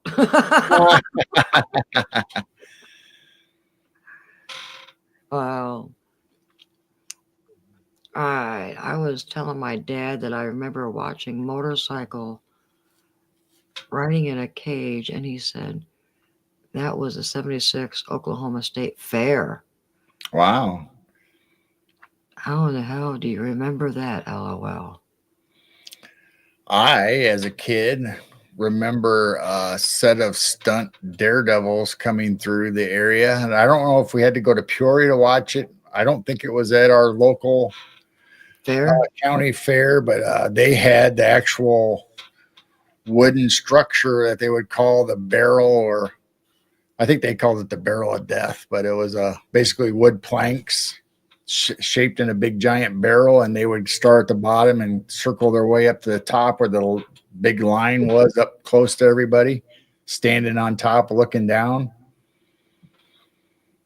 Well, we had it at the fair several years ago, but they were BMX bikes, and they were in kind of like a little cage thing, and there was a couple of them spinning around. It'd be similar, Yep. but they weren't motorcycles. They were doing BMX. Yep, BMX bikers. Hey, Scott, welcome in. Scott. Evel Knievel. Well, that brings back childhood memories. How many times we watch them live on TV? Oh yeah, I used to watch Evel Knievel anytime he came on for a jump or anything. I was watching. Trying to break records and jump this and jump that. Scott says, "Hey, kids." I was watching Evel Knievel on a little portable. Well, it wasn't portable, but it was. I mean, it was. But basically, back then, it was a little black and white TV out in the living room that I hooked up because we didn't have a TV in our main room because the parents wanted that to be for when people came over. That's why you had the back TV room then, huh? Yep. We did have one up front originally, then Dad and them moved it to the family room. Or after your brother moved out, because that was his bedroom, wasn't it? Yes, Daryl. Yeah. Well, we slept downstairs together in bunk beds for a while, for a long time, and then so he never really had his own room. And then I don't know if it was when it happened, I don't remember, but then he was upstairs in the family room, and that was basically his bedroom on a fold-out couch. And then it turned into a TV room. Yep. Scott said I can jump the Snake River. Freaky says break records and maybe bones too. Oh yeah. Absolutely. Evel Knievel, but I had a wind-up Evel Knievel bike with a jump ramp. Yeah, I watch TikToks now that some guy has an Evel Knievel wind-up that you'd sit there, put it on its little mount, and you sit there and wind it up, get the wheel going, then it takes off and goes up the ramp. And his videos on TikTok are crazy because he's jumping that thing over everything, cars, and I mean it's cool to watch. Wow. I wonder how many bikes he broke too. A bunch. Oh yeah. This guy said I had a wind up one. There's everything on TikTok, isn't it?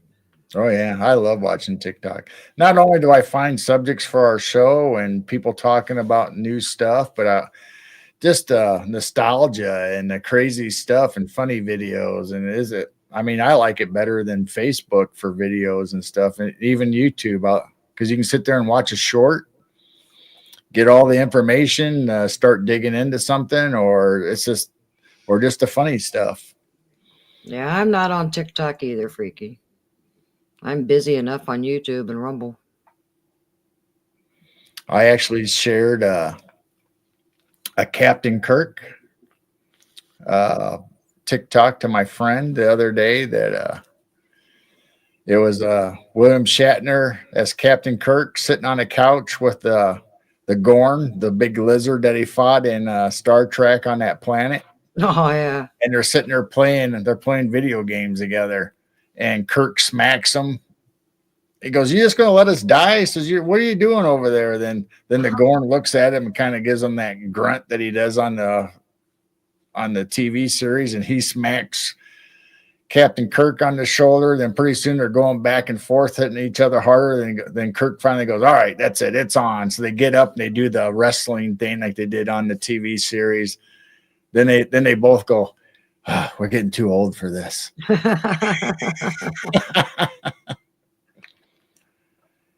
Scott said he dropped in to see what condition my condition was in. Oh.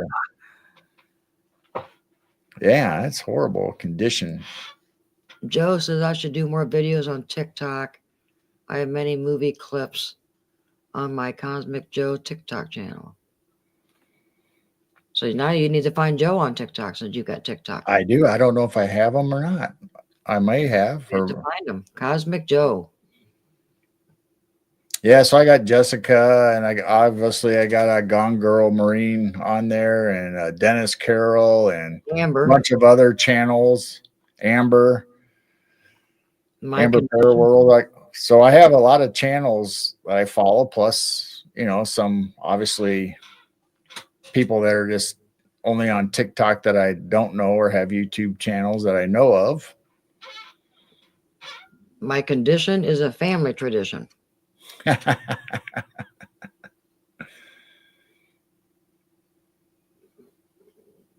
It's sort of like that, but not like that at all.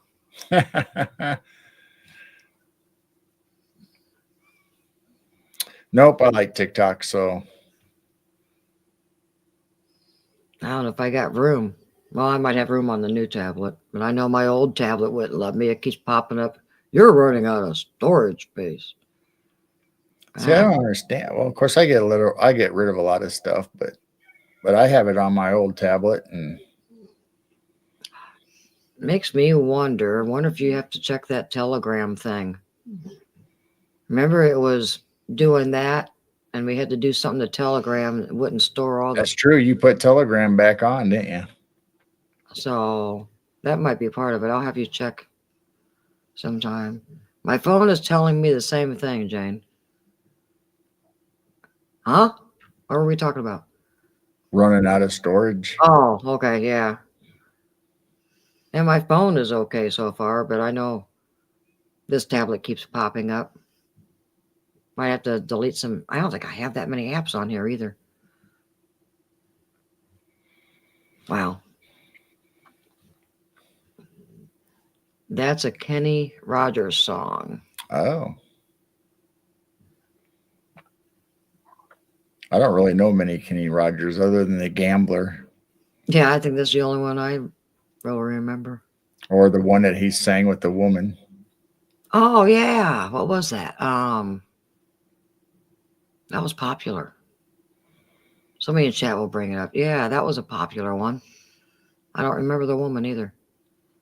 But I do remember that video. Dolly Parton. Oh, Dolly Parton? So what were they singing? Islands in the Stream. Lucille. They're just bringing up songs and stuff now. Islands in the Stream. Hank Jr.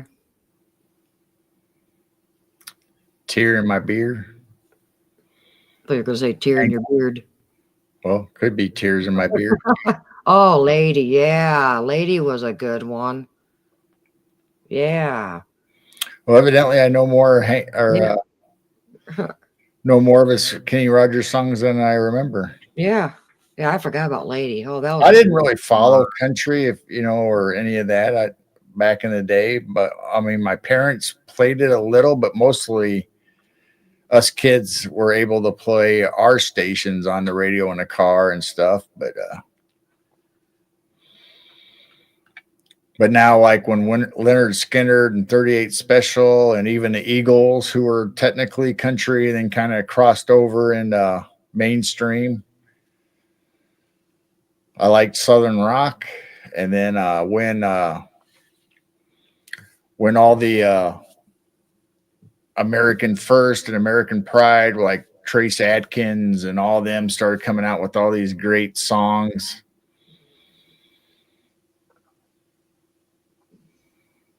Promoting America. I really liked all those.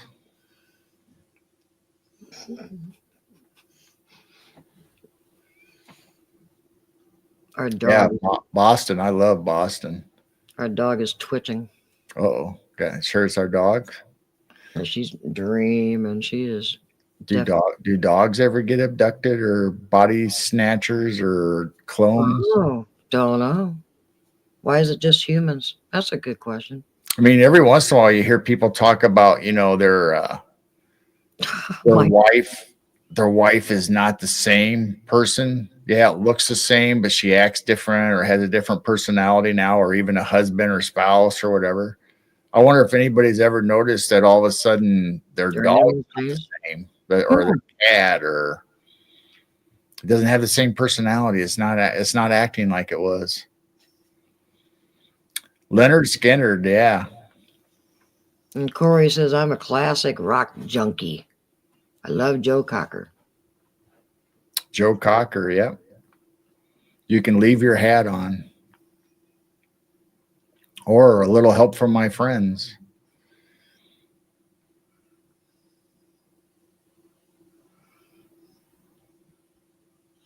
Oh, freaky. My Ding-a-Ling. Yes, my Ding-a-Ling was oh,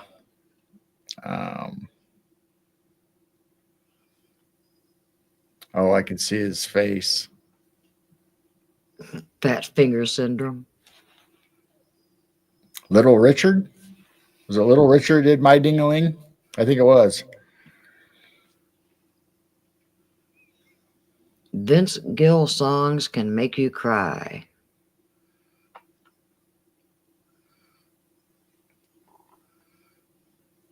Freebird. Berry. Simple Man. Yeah, I love Simple Man. Blue Eyed said Pet Cemetery. I guess that was talking about our pet subject. I keep forgetting I got Rumble in front of me. Freebird. Oh, Chuck Berry. Yeah, Chuck Berry did My Ding-a-Ling. There you go. I was thinking the wrong person. Oh, not Chuck Norris.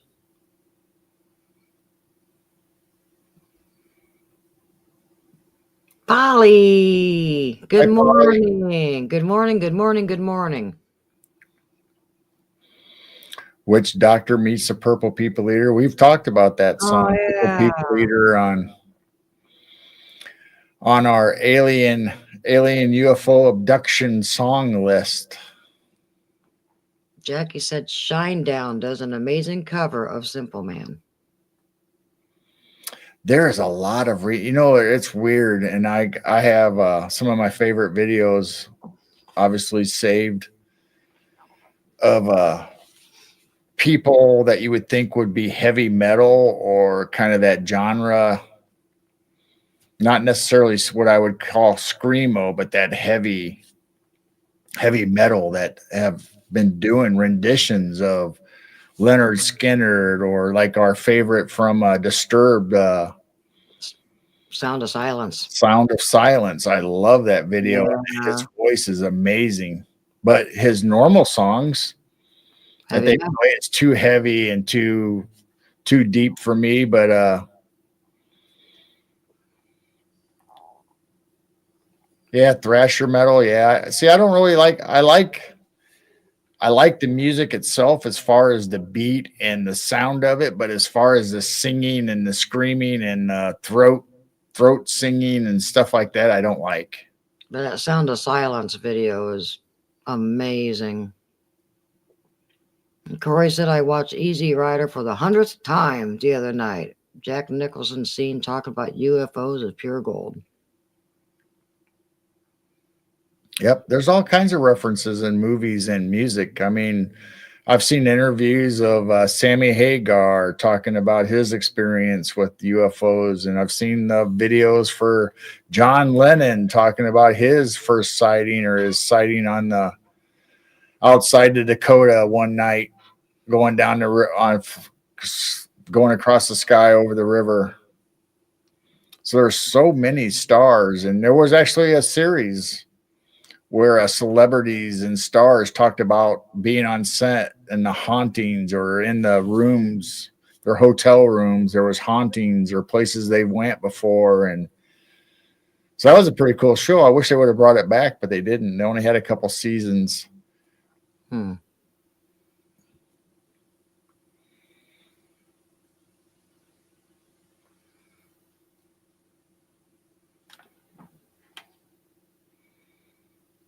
I hope everything is going okay for you, Polly. I did see a news report tonight that you guys have fires going on that's caused by arsonists. So I will be definitely praying for that. It looked like they were nasty fires. I hope they aren't close to your area.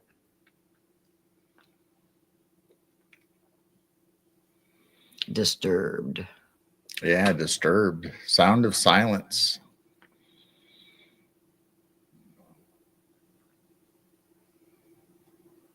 Then Five Finger Death Punch does a great Five-Finger Death. does a great song of bringing back some of the 70s and stuff music and Some of the names of these bands. bands I normally wouldn't listen to other than maybe a few of their radio hits. She said, yeah, still on fire. Yeah, I saw the current videos and they were concerned it was definitely going to be spreading. Looked like it was a lot of dry area where it was happening. She says, not under control, waiting for international help. Yeah, the pictures or the videos that I saw, it looked really bad over there. We will be praying for you, Polly. I love their version of Bad Company. Yep, Five Finger Death Punch. So there, for a brief hot moment, there was all these heavy metal guys covering these great songs that we all liked.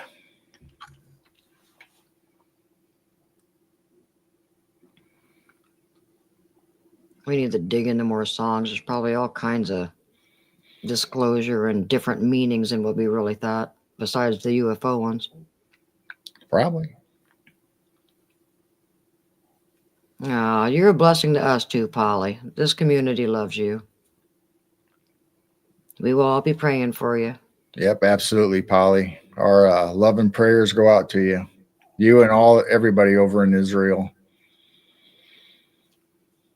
It just seemed like the fires are, they're over here too. We had some weird ones at Myrtle Beach and then New Jersey, Oklahoma. California, they're having almost every year, it seems like, but it seems like we're getting strange wildfires showing up over here also. Yours is more like a brush fire. It looked like it was like dry weeds in a dry area that was just spreading really fast. Really concerned me when I saw that tonight. Rose Thistle's talking about John Lennon and Yoko being arrested in the 70s in Egypt. Yeah, I think they were detained. I don't know if they were ever officially charged with anything, but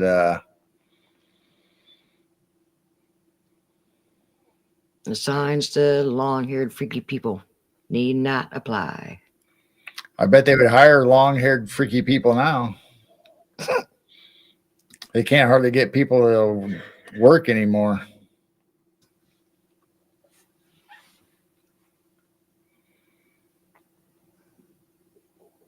The First Day Friday is a band Snake Oil, which is a cover band, and Siberian Bach from Skid Row. Ah, yeah, Sebastian Bach from Skid Row. Sebastian Bach, not Siberian. Oops. Yeah, you can see that I don't have my reading glasses on. Well, Like I as said, soon as I saw Skid Row, I knew it was Sebastian Bach. That was my era. Sebastian Bach, Skid Row, Motley Crue, Van Halen. Since I graduated in '82, and I was listening to that kind of music and got into grunge and a little bit into the heavier stuff, but still loved Leonard Skinner, Boston, all the stuff previous to that from the '70s. And good night, Freaky. You get a good night's sleep. Thanks for stopping by. Long-haired freaky geek. Long-haired freaky geek.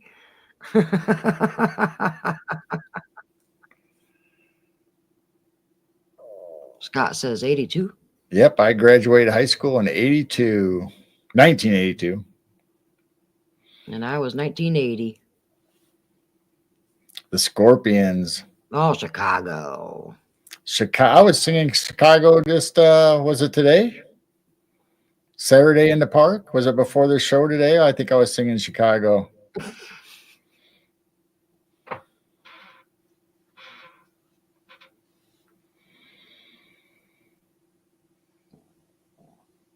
Yeah, that's my first. Well, we always listened to the AM radio as kids growing up in the station wagon when we went on trips or whatever, wherever we went, us kids together. My brothers and sisters always had it on WLS. Chicago.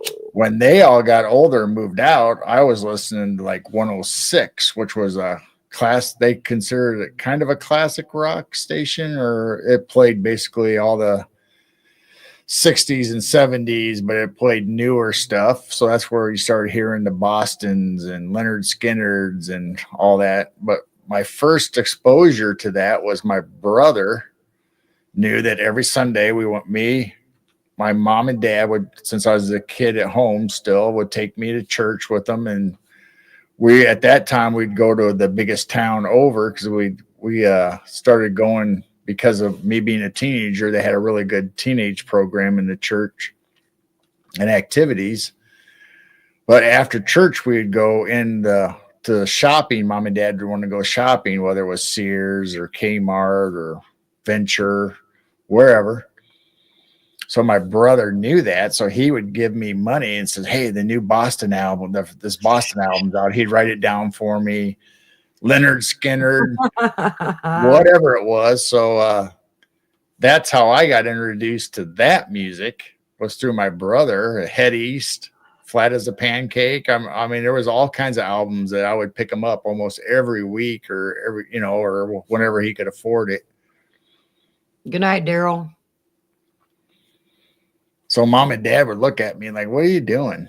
I said, I don't know. Daryl wants these records. And I told him I'd get them for him. So then they didn't have they weren't bad records, obviously, but mom and dad was wondering like, why are you buying these records? Because I would buy Beatles or I'd buy classic stuff or maybe never ever buy albums, while we go shopping, because I'd get toys or electronics or cool stuff, Then all of a sudden I'm starting to buy albums.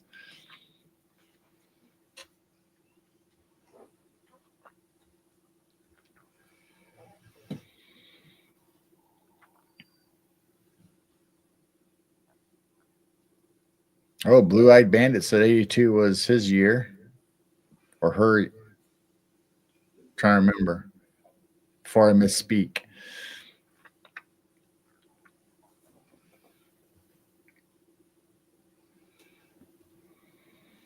And Joanne's going to bed. Good night, Joanne. Good night, Joanne. Thanks for stopping in. We've almost been on for 2 hours. Yeah. Almost. Probably won't do a 4 hour because today was kind of a long day. So I don't think we'll end up doing 4 hours tonight, but we'll hang out for a little longer. So good night, Joanne and Freaky Geek and Daryl. Yeah, Chicago. Chicago is one of my. They have a lot of songs that I like. Of course, they were the Chicago Transit Authority first. Then they got sued or threatened with a lawsuit, so they had to shorten it to Chicago.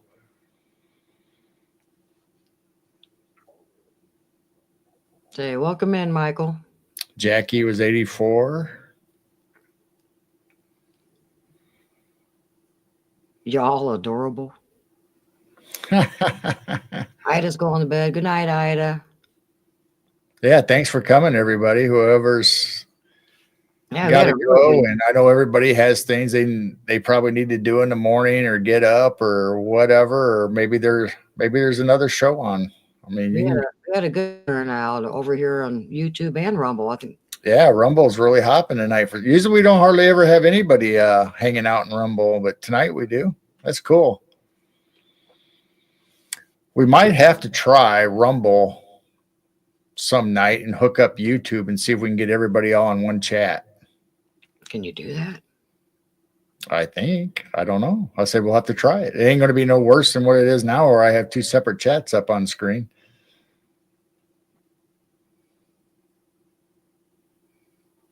Now, won't you stay just a little bit longer?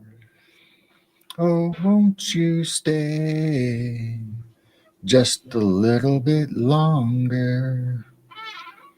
I'm thinking Jackson Brown.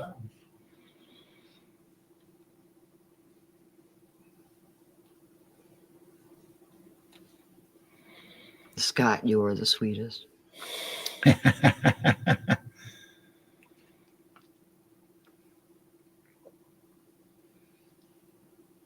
Billy ELO. And Billy Joel.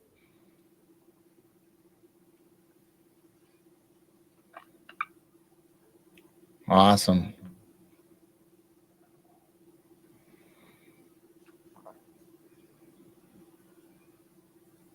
And Michael, I know you're new in here, but I'm not quite sure what you're trying to type in all these.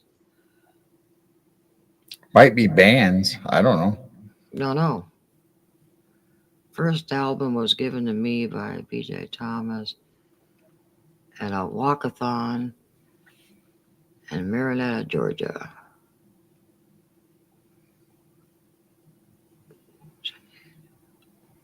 Good night, Corey. My puppy is in warpath. Hey, Dennis. Honey in the Shadow. He says, I want my hat back. Do we have open panels? No, we don't. This is just us on Late Night Wednesday, just hanging out in the chat, just hanging out with the group. So we don't have open panels. 9 Inch Nails. And we have guests on Sunday, but we don't do open panels. DARPA My Labs. Yeah, usually we talk about that kind of subjects, but usually with a guest or somebody on our shows. But during this time on Night Owl Lounge, we just kind of hang out and just reminisce about stuff. Once in a while, we'll talk about cryptids or UFOs, but we don't really get into deep discussion like DARPA My Labs. Not on this night, anyway. This is hangout, reminiscing, bands, foods. We'll bring up UFO reports or cryptid reports, but usually we get into just anything and everything we talk about in chat. Or we get into old world buildings or old maps. Dennis wants his hat back. What hat do I have of Dennis's? Maybe he wants your alien hat. Oh, my alien hat? I wore that because I wore the penguin spaceship shirt. Didn't you get that on Temu? Yeah, it's a Temu hat. Dennis, if you want one, we'll get you one if they still the have little alien dude. Yeah, Dennis. Yeah, I can send you a hat, Dennis. I'll send you an alien hat. They might still have it available. 9-inch nails. Yes, Jackie, we just shoot the crap on Wednesday nights. I mean, usually we have guests on our Sunday shows during the week, or we're on other people's podcasts, and we talk about certain subjects, whether it's UFO, cryptids, whatever. But Wednesday night is normally our time to hang out with our subscribers and put some time back into them, let them know that we care about you and we want to hang out with you, because a lot of times we don't really necessarily get to have a one-on-one during our shows. Yeah, we're concentrating on our guests. Yeah, so other than a few comments that'll come up on the subject we talk about, we'll bring them up on screen. But Wednesday night is just hang out and chill with everybody. And Michael will let you know, no, we're not scared of these things. We're not scared of things. Neither of us are.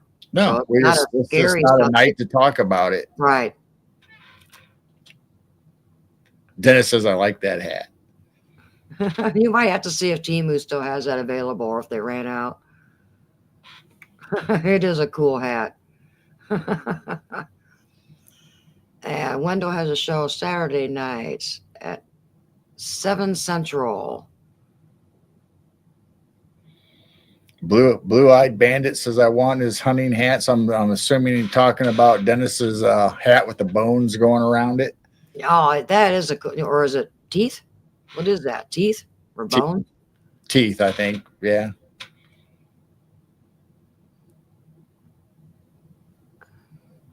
Yeah, we're too old to be scared. Or I could say we raise children. Nothing scares us anymore. I mean, I'm not scared of any animals outside. I'm out there chasing the coons and possums and skunks out of our yard, and things don't normally scare me. The only time that I really got scared is when I heard an audible voice at 1 o'clock in the morning in our second driveway say, hello. Yes, I ran inside. I don't know what that was. Or thinking it could have been a Sasquatch mimicking me. I don't know, but that was the only time I really got spooked. I wasn't prepared to be standing in the backyard hearing something on the other side of the tree say hello. But other than that, nah, we're not scared of things. Crocodile. Oh, it's crocodile teeth. Crocodile teeth. Yeah, there you go. That's what's on your hat. Crocodile teeth. Blue-eyed put gator teeth in Rumble. All right. What in the world was that, I wonder? Something out of the corner of my eye. It looked like 3 things flying. Oh, we could pull that up while we're talking, and they can kind of watch the screen and check for. I thought you said it was rainy. It's not raining anymore. It was raining earlier. Oh. You could pull up the garden cam and have everybody just kind of watch the screen for skyfish and rods and strange things that we have no idea what they are. Still think there's some kind of interdimensional aquatic things. So what? The garden? Yeah. I just saw something really get close to the camera because all I saw was white. I stole the hat from Crocodile Dundee. Oh yeah, he had that kind of hat on, didn't he?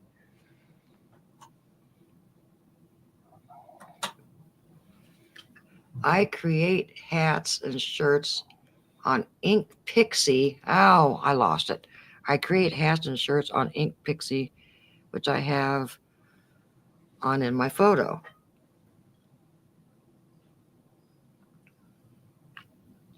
Where are you? Oh, okay. I see it. Cosmic Joe.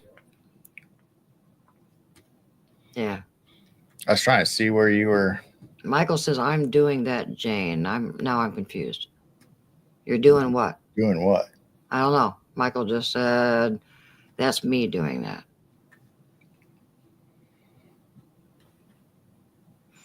I fill the words that I don't know with. That's funny, Scott. I will buy some of your stuff when I get more money. Oh, thank you. Oh, you said the white orb that just went past. All right. So thank you, Joe. Yeah, our prices are very reasonable. We're not out for money. We're out to bless you guys with some cool merch. I mean, you guys are bugging us for so long, like, we want some merch. So we finally did it. So we're doing it for you guys. I'll bring this up this way and see if it's any better than what we normally do.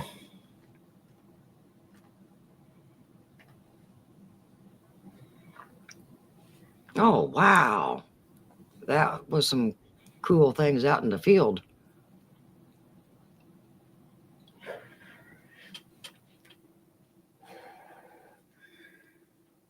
Wow. Who said they just saw a white orb over you? No, he said what I saw earlier with the white thing go across was him. Oh, okay. I thought maybe they said they saw a white orb going across you right now in the live. Oh, that was a good skyfish. Oh my. Yeah, if anyone's new, yeah, some may be bugs. It is getting warmer, but some of these, some people are claiming they're fairies. There is orbs that will appear and disappear right in front of the camera. We have rods that look like skyfish, or rods that look like cigars. And then the skyfish are about 12 to 15 inches long, and they got bumps on them. Some people call them flying ribbons, I think is what the other name is. Some of these things, we don't know what they are. We are not experts. We see them in the wintertime when it's 0 degrees. Do you know what psionics are? Well, I've got a psionics camera, but it's spelled differently.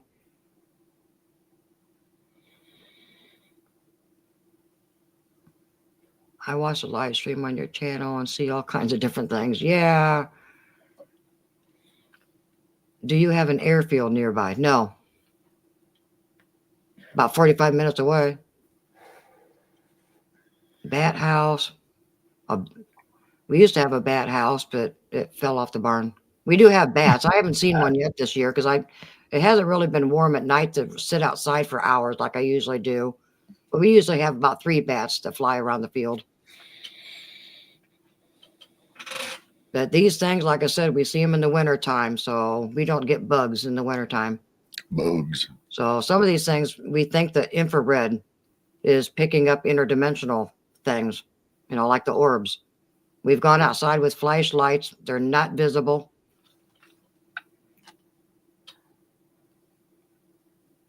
Psionics can communicate with certain spacecraft called UFOs. Well, I see UFOs up in the sky too. You can go check out this channel and click on videos. Is he talking about cymatics? I don't Not know. psionics? We've got videos.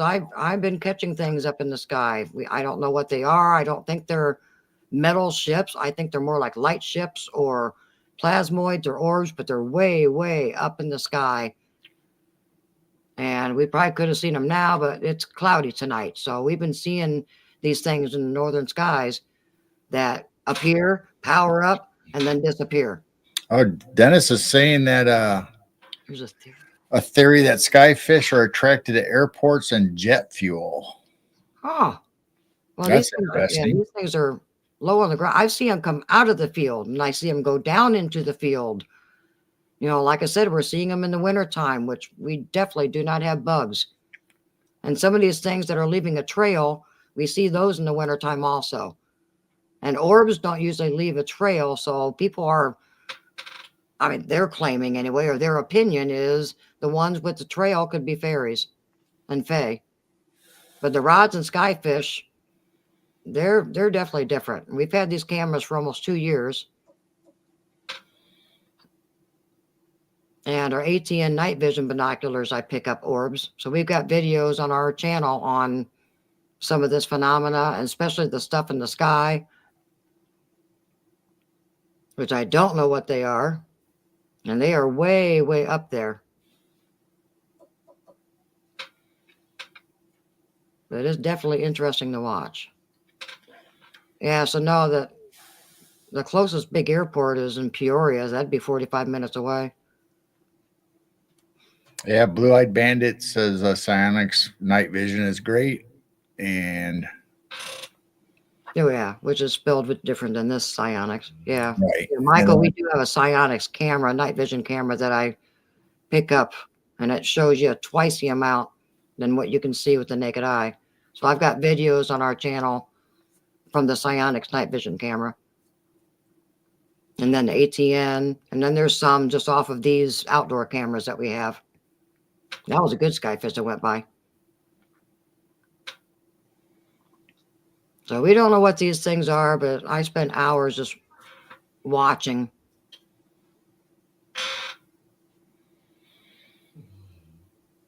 Oh, that was another good one.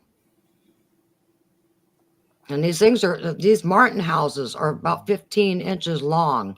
So you can see that these things are about as long as these purple martin houses.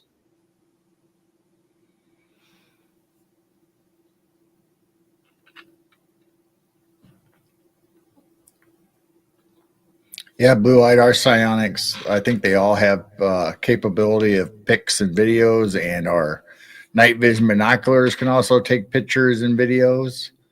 And then what we're watching now is actually our outside camera that we have on 24/7.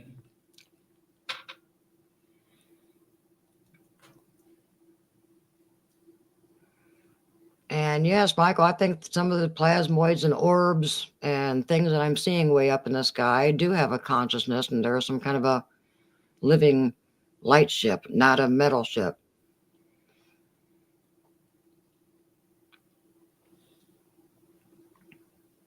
If I see a metal ship low, it's either from this Earth or from our dark government. The things that I'm seeing way, way up there, I think is something different.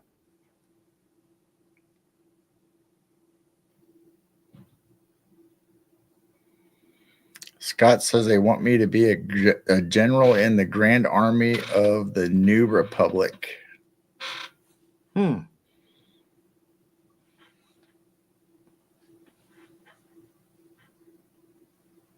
That was a different one that danced out to the field.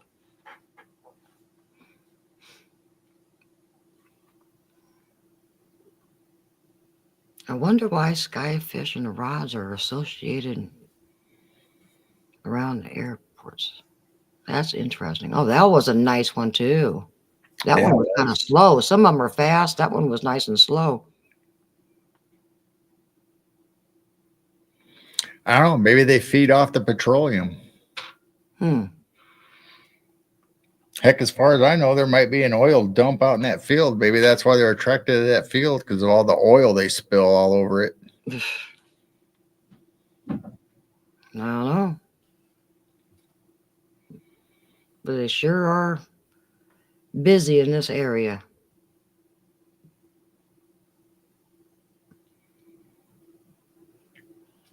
And I just don't know what they are. And I really wish I knew what was being seen up in the far sky.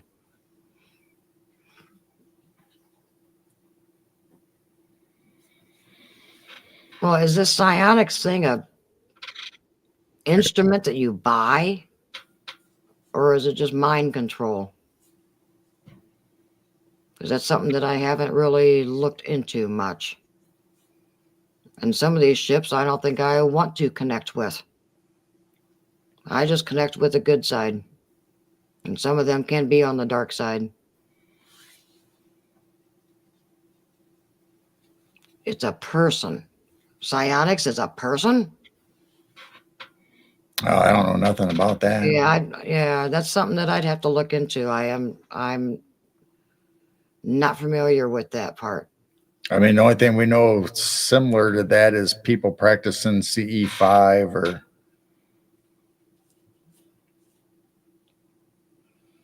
No, I'm very cautious on what I actually connect with up there. Now, like I said, there's good and bad. And you need to protect yourself. Blinking light in the background is a cell tower. There's actually 2 blinking lights. I think the other one's kind of behind the trees now since it got leaves on them. But yeah, that blinking tower is a cell tower. So this camera you're looking at is mounted pretty high. So you'll see lights out there that's past the houses, the farmhouses, and like she said, there's the cell phone tower, and we do have a water tower in a certain place that blinks.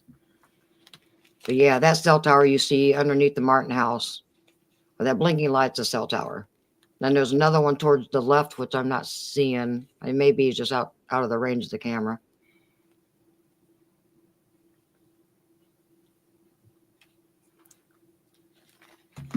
Yeah, we had a guest on our show talk about jellyfish and aquatics and plasmoids and all that stuff that's way up in the sky.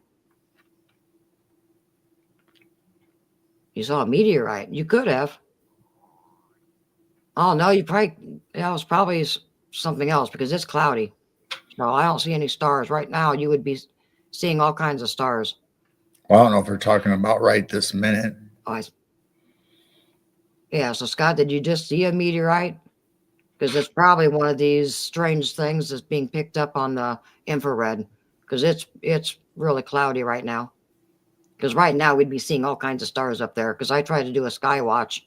Well, it was kind of a cloudy night when we saw that satellite or whatever it was break up in the sky. I mean, they're pretty bright, so you could see a meteorite pop in our atmosphere and shine through the clouds. Hi, Sandy. Hi, Sandy. Man. You must have been lurking. Or I just popped in. Okay, you just popped in.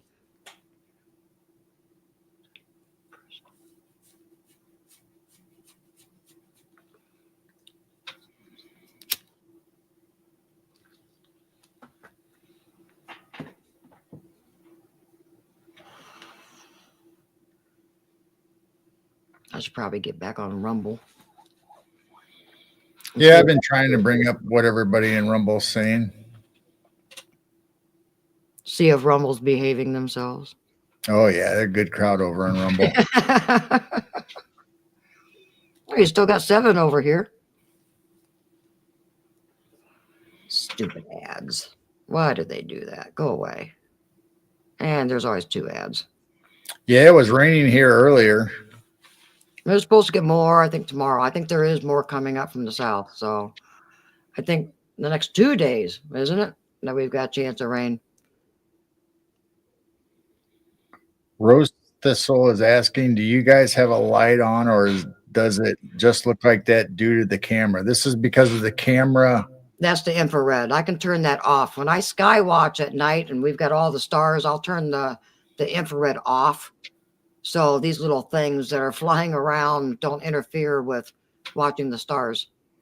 So some of our cameras, we can do a nighttime color. We can do infrared like this, where it's grayscale. I could do color for a while during the sunset. I can switch over to the color to leave it colorful for a while. And then I go back to just the night vision. But like Jane says, when we start to look at the sky with these cameras, we turn the IR off. So all we see is the light in the skies. Everything else is dark.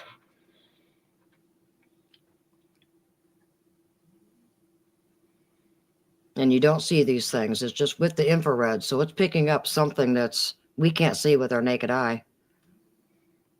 And we've gone out with the UV light, the little purple light. We've done the flashlights.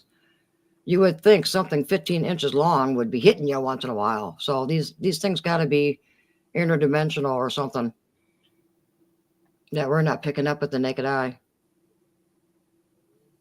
I just went through the washing machine. They're talking about something else, and Scott and Paula are talking back and forth, I think. Keep bringing up steaks. You're going to get me hungry. Yeah, we just had steaks the other day. They were good. Yeah, that was good. And we got fresh morel mushrooms that were just picked. And we still got more morel mushrooms to have. Yeah, you never fried any up tonight, did you? No. Well, I was kind of, by the time we got done, that's why I just made corn dogs and fries real quick. We'll do some more morel mushrooms tomorrow.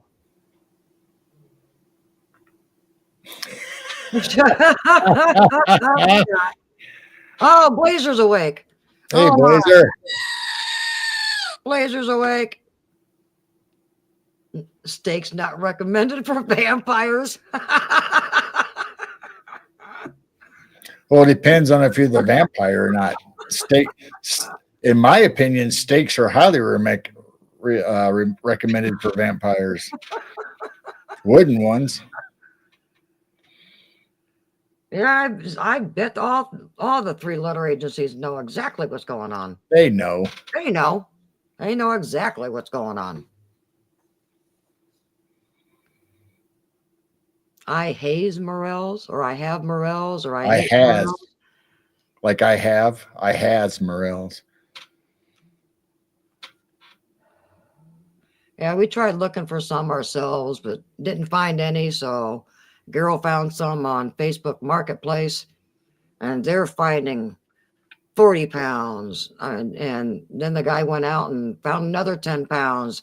The morels have just been popping this year. It's amazing. Do y'all have problems with the CIA? No, why would we? The only problem I have is once in a while I'll bring something up and we'll see a black helicopter. And I usually just flip them off. They got more important things to worry about than us. Yep. So yeah, I do see a lot of black helicopters, but nobody bothers us. I mean, why would they? I mean, we're not hiding anything. You know, the cameras are picking up this stuff. I don't think there's anything that they'd be knocking at our door about. Scott keeps sending me his barbecue pics. That's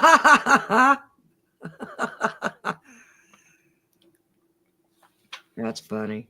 Barbecue. And we just had pulled pork the other night too. Yeah. Yeah.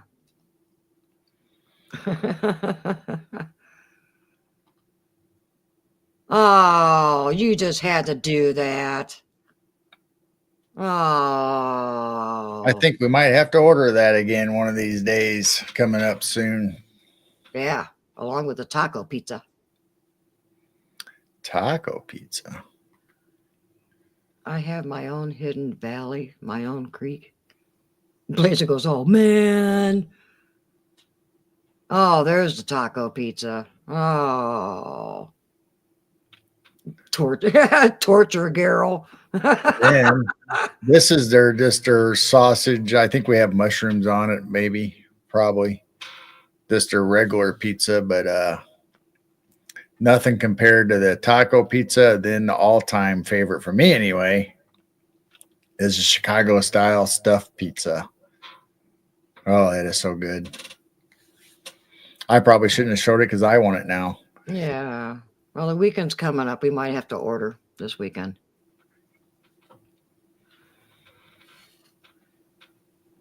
Let's see, the last time we had monocles was when our daughter was heading towards that town, and she treated us to monocles and brought it down and came and visited for a while. Yeah, she brought us monocles. Monocles was our favorite.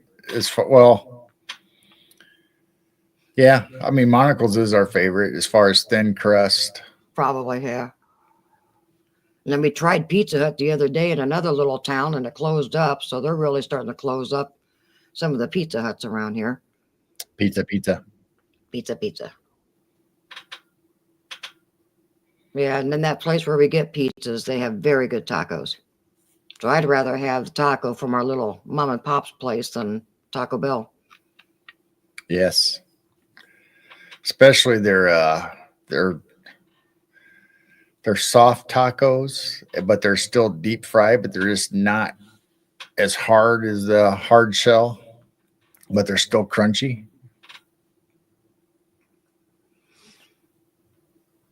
It's shaped like anything else is shaped like a taco. Oh my. I don't know if we want to go to that route. Well, the calzone looks like a taco, kind of. It's shaped like a taco. The one that our daughter would get all the time. Wasn't that calzone or pizza pocket? Yeah, we get pizza pockets. We get calzones. Pizza.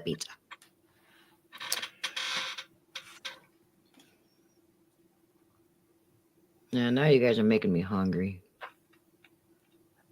Oh, yeah, I've heard about the Dumbs for years. We are big time in the conspiracy. And I've known about the Dumbs for a long time. I know about all that stuff that's going on. Oh, Blazer chalupas. Chalupas. So yeah, we're into all kinds of rabbit holes. Now the psionics was something new to me, so that's why I'll be honest and say I really wasn't sure what you were talking about. But yeah, we know about the dumbs.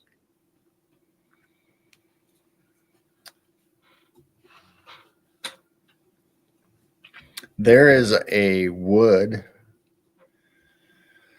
oven pizza place a couple of towns over from us that we might have to go and order from. Oh, that one. Yeah, they're open for the summer months only. And Do you know about the weird desk? The president's desk? Other than that, I don't know about a weird desk. Have you, Gil? no, No, the only thing I know is the president has a strange desk.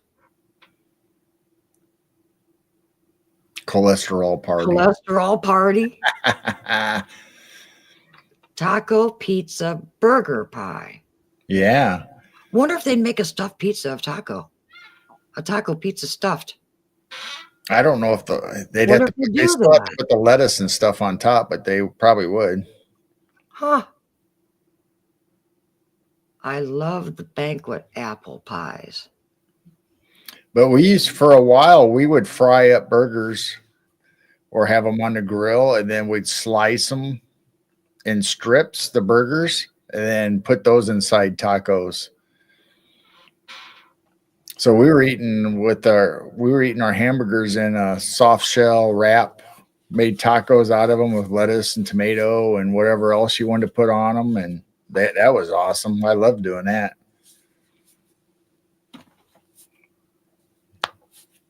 No, I'm not familiar with the aviary. If I'm saying that right. Like aviary aliens, the bird species. And we go down a lot of rabbit holes, but there's so many of them.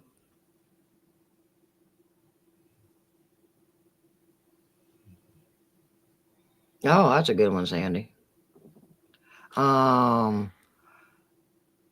Stash. Blue-eyed says my desk in Oh, school was weird.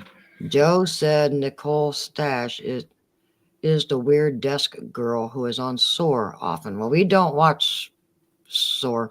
We used to. We stopped watching them a couple years ago. So I wouldn't be familiar with her, I don't think. Aviary is a code name. Ah, okay. I wouldn't know it.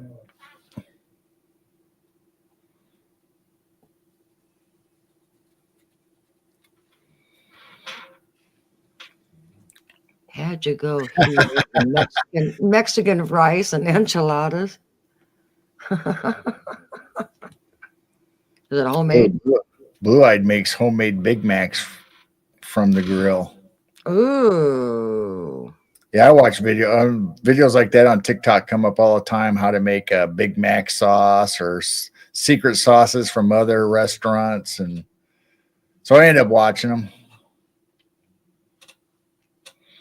I've never had a Big Mac. Never. I don't know if I have.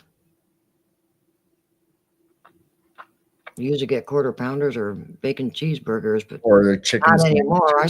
fish sandwiches. Not anymore, but I mean, I used to get quarter pounders all the time. We avoid McDonald's now. Hi, T-Bone. Hey, T-Bone.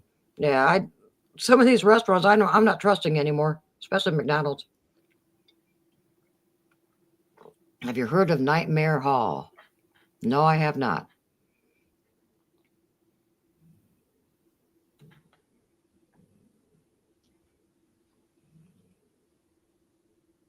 Yeah, we've been making more stuff at home than fast foods or easy dinner meals. Yeah, I've been cooking more real food. Well, we think it's real food. Oh, I was going to start your coffee. 8:23 there for Polly. Just getting your days. I'll stay with my coffee. Getting your day started. Pretty soon the UK people are going to start waking up. Yeah, I know. That's the thing. We don't even know where the food or the meat and stuff is in the grocery stores are coming from. We definitely don't buy it from Walmart or any big stores. So we hit the mom and pop grocery stores here in town, but who knows if they still get it from the same place. But we do have butcher stores And farmers, I do get and some farmers. We get ground meat from hamburger. farmers. Yeah, I get a ground hamburger fresh from the farmer down about a mile away. I didn't like her burgers, but I do like the ground, which is very good. So she has cows down there. So I try to get fresh.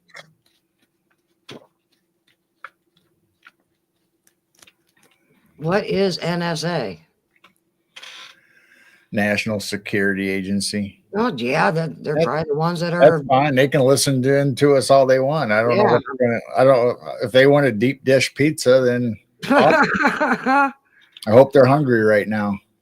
And we're not doing anything that they'd be curious about. They know what the stuff is up in the sky and all this stuff, so it's nothing new. And we're just little nobodies in a small little town. I don't see why they would be interested in us. We're senior citizens. Yeah. Co-op here. So we know farmers who raised the meat. Local butchers. Yeah, there's a couple people that we could probably get more from. I know the gal that I used to get quail from. She's selling meat. Blazer.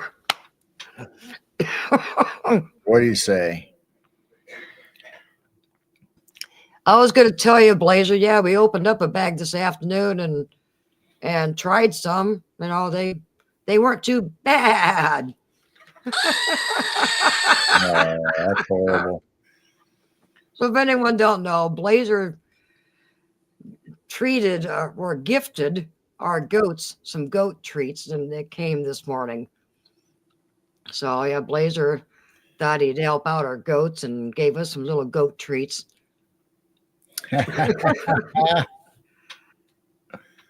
But yet they listen. They can go ahead and listen. We're not saying anything that's going to get us in trouble.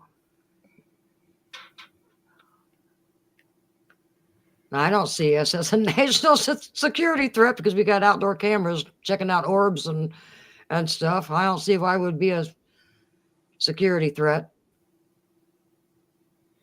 Oh well. Yeah, goats love peanuts. So do our blue jays and our squirrels. So thank you, Blazer, for the goat treats. Yeah, thank you, Blazer, for sending those.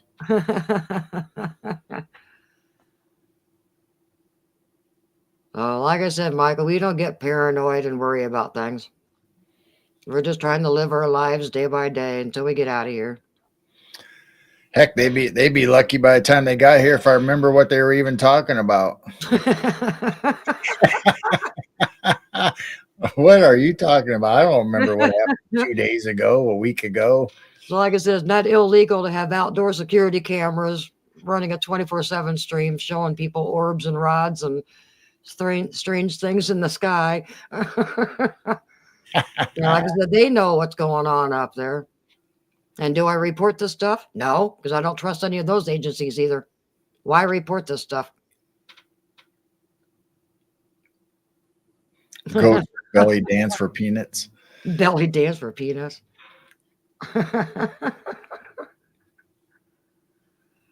Oh boy. Yeah, those chickens, man. Rosie's talking about her chickens laying a bunch of eggs like crazy. And it's like, yeah, depends on what the weather's like and what time of year.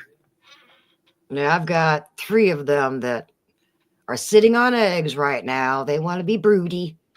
So here in about maybe two more weeks now. They've been on them for about a week. So we might start having some baby chicks hatching. I wasn't going to this year. I'm trying to keep our flock down because half of them will probably be roosters. That's the problem. But yeah, we should probably have some little baby chicks here in a few weeks. Now, during the cold or the winter, we found out that if you feed them sweet feed, Mm-hmm. the chickens will start laying again instead of barely getting any eggs during the winter, they'll start producing again if you feed them the sweet feed, the Skunk alert. sticky sweet feed. Yep, so I did that, and they did lay eggs through the winter a lot better than what they usually do. And that's the first skunk I've seen tonight. Where are they tonight? I've seen one possum earlier, and this is the first skunk. And now he's gone. Oh, there he is. And I don't think filming wildlife is illegal either. Showing everybody skunks, possums, deer, rabbits, foxes. The sweet feed, I think, has molasses or something like in it, and then it just has the regular. It has some oats in it also, and I mean, I think the sweet part is molasses, I think, or something like that. But then it has the grains and the oats and stuff that's like the normal food. jeez. Well, you can tell by the way I used to walk. I'm a chicken man. Bok, bok, bok.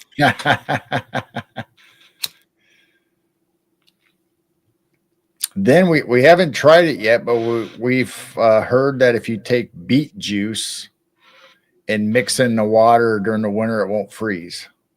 Beet juice. We tried ping pong balls. That didn't work.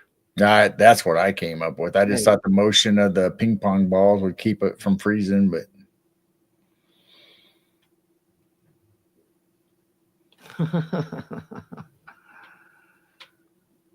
Oh my goodness. Rosie was bringing the goats to work. Bring the goats to work.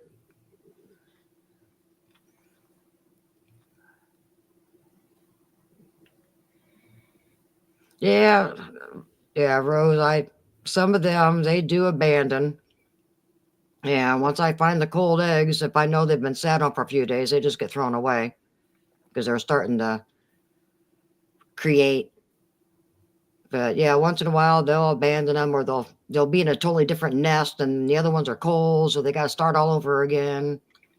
Or they'll abandon them after they hatch. Yep. I've had that happen too. And then another mom hopefully would take them over. Except that one year, I had to adopt that one and became his little mommy. Thanks, Gemini. Yeah, this mushroom shirt is one that we designed for our shop. Let me.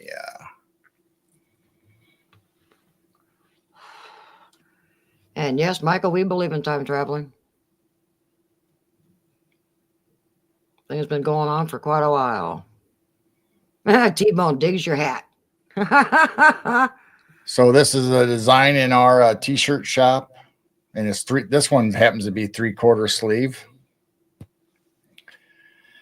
And so this is off of the Space Penguin report that we did, and we talked about it a little bit earlier. So yeah, it's psychedelic, 3 colors.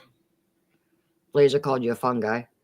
Fun guy. I could be a fun guy. Gerald, mushroom shirt. He's a fun guy. Fun guy. You're a fun guy.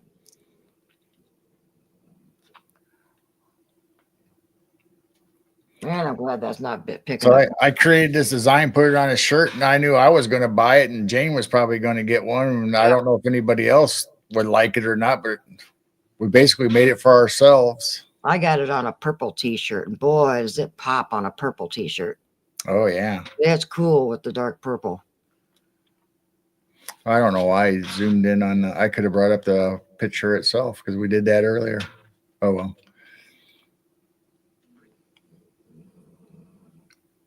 Oh, I'm glad you guys can't hear that on the mic.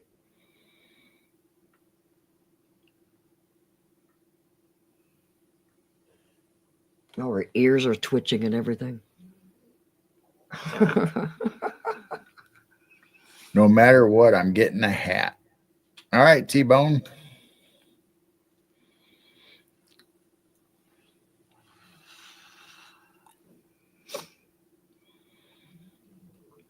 Yeah, we've got hats.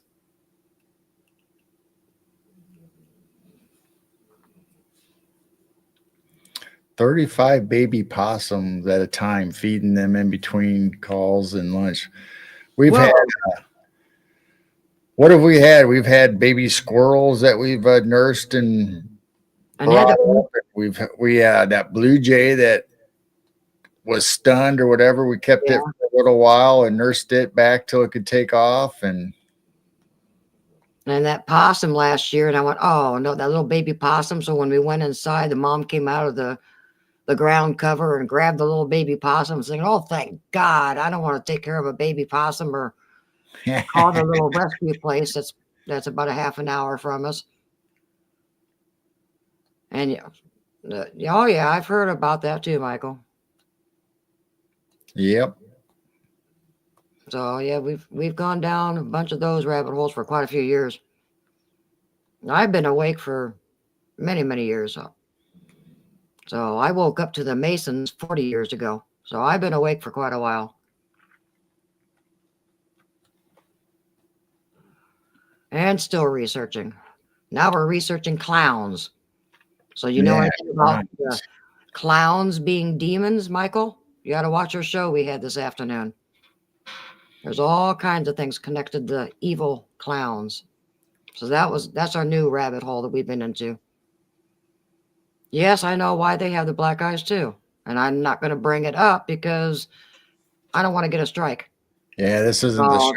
That's something I'm not going to talk about on air because we do not want to get a strike and we're trying to protect our channel. I would really like to have a deer like you see in the videos come up and so we can pet it and feed it. Thanks, Michael. Well, thank you. Thank you for subbing to us. Like I said, if you click on the videos, we've got all kinds of animal videos, but we've got orbs and UFOs. And I did see one really close up. And that's our very first video. If you scroll all the way down and check out the first one, that's why we started this channel and we're Midwest Night Watchers. But we have been on other people's podcasts where we talk about those subjects, but we don't really get too deep into the ones like that on our channel. But we do talk about normal UFO, cryptids, paranormal, strange highness. We are aware of the algorithm and certain words and things that we should not say and cannot say. Especially on our Wednesday nights, these Night Owl lounges, this is just to have fun and to talk about certain subjects without going real deep into any subject. Unless you want to talk about pizza or something, then we can. And yeah, I looked down the parasite thing also and the black goo and all that stuff and what was going on a few years ago and blah, blah, blah, blah. So yeah, parasites is a big part of a lot of this that people aren't aware of. Yep, our friend Dennis Carroll talks about that quite a bit. Isn't that what he goes on to? Yeah, he goes on Chanty's Aquarius Rising Africa, and So they've yeah, talked about the Vril Society and all those subjects, and we've talked about it on Dennis's channel. And so our friend Dennis Carroll talks about that quite a bit. I see Cosmic Joe said, waiting for the supplement called Longevity from Neothink Society. Oh, stem cell. Wow. That sounds awesome. So yeah, Dennis Carroll's the one that really knows the knowledge on the Vril Society. And has talked about it quite a bit.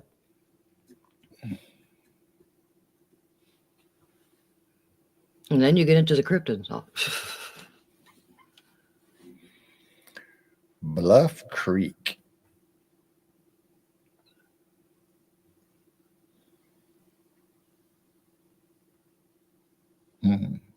Oh, he's on Shanty's tomorrow, 1 o'clock Eastern.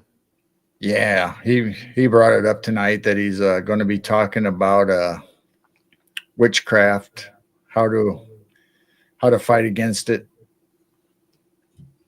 Oh, so that's what he's going to talk about. And how Gemini wants pizza.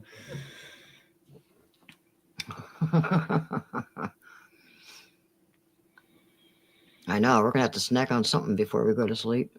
Yeah. Wish we had tacos. And not at 12:40 in the morning.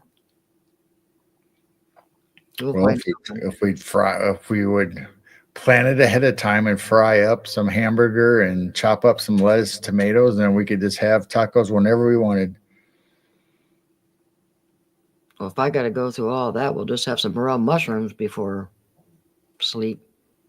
I don't think he's on every Thursday. I think he's on one Thursday a month on Channy's, just like Jessica the Cryptid Huntress is on a Tuesday or something once a month. Yeah, and she's got Caleb Jade on there on a regular basis too. I mean, I guess she does bring Dennis on quite a bit, it seems like, but I still think it's on Thursdays and not every Thursday because she has other guests. But this morning or today, now that for us anyway, it's Thursday morning, but yeah, Ooh, May 1st. It's officially May 1st. May 1st, May Day. Where did April go? May Day. Ring around the posy.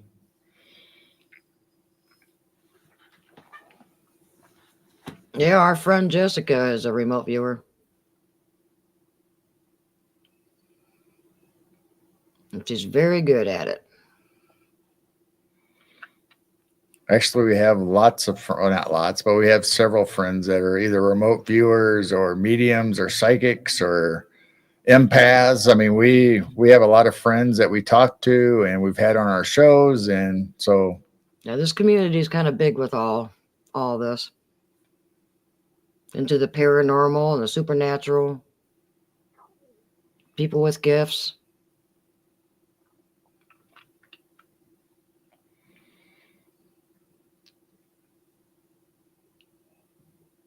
It would be funny if we'd have a remote view the space penguins. space penguins. Do a deep dive on the space penguins. The government, oh yeah, they do.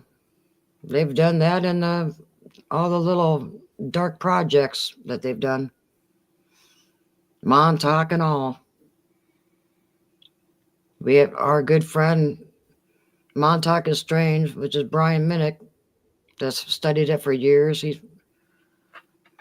They've talked about the remote viewers and all those dark programs that they were doing. All right, here's T-Bone having problems ordering from our Schmerch shop again. Can you take a screen capture or just write us an email at midwestnightwatchers@gmail.com and let us know what it's doing? Yeah, because we're paying extra a month now. And it should be worldwide shipping. It's supposed to be worldwide shipping, so there's got to be something that you're clicking on the wrong box or there's something going on. We do need to call them so you can order T-Bone. Or we're just going to cancel that extra fee that we're doing.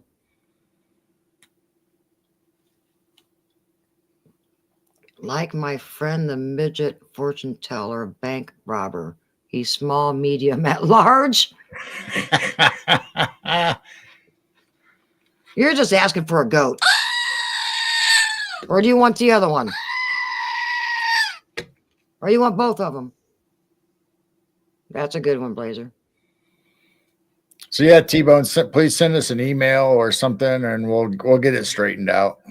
Yeah, I know you've been trying, and there's other people in Canada and out of the country that would like to order. I don't know if anybody out of the country has ordered from us yet. Have they?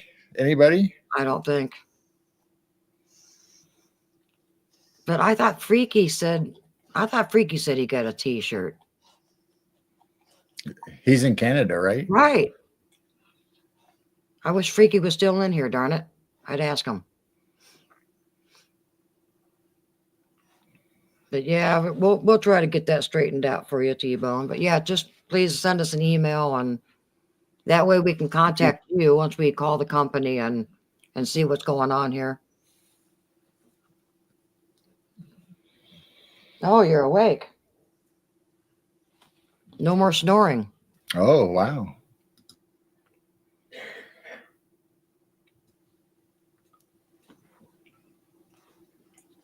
Hi.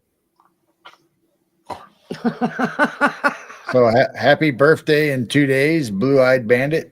What? What? That's Hold what the happy birthday early for Taurus was about in Rumble. Oh, hold on. I got to turn up the speaker a little bit. Ready? Hey, where is it? Can you hear it? Barely. Oh, fine. I'll turn it up. Hold on. Ready? Happy birthday! There. How's that? Happy birthday.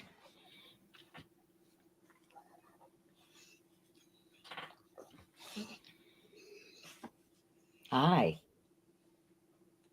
You want to go upstairs? Tired of being down here? Yeah, I think it's about time to end anyway. I think we're getting close to 3 hours and Crazy dog. Hi.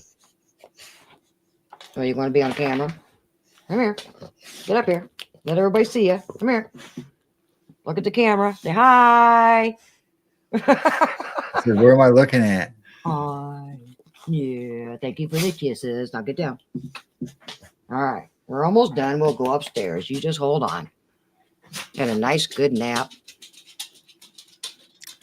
Sending a postcard or send a card to a friend in Canada just 3 hours away, but it's going to take 10 to 14 days. What? Thank you, Gemini. She is a sweet dog. She's getting up there in age. She's almost 9. She is a sweet dog. Even though she takes up most of our bed. Well, if any of the government agencies are listening, please fix the post office because it's horrible. If you take anything else away from this show, fix our post office. Our postal services are bad.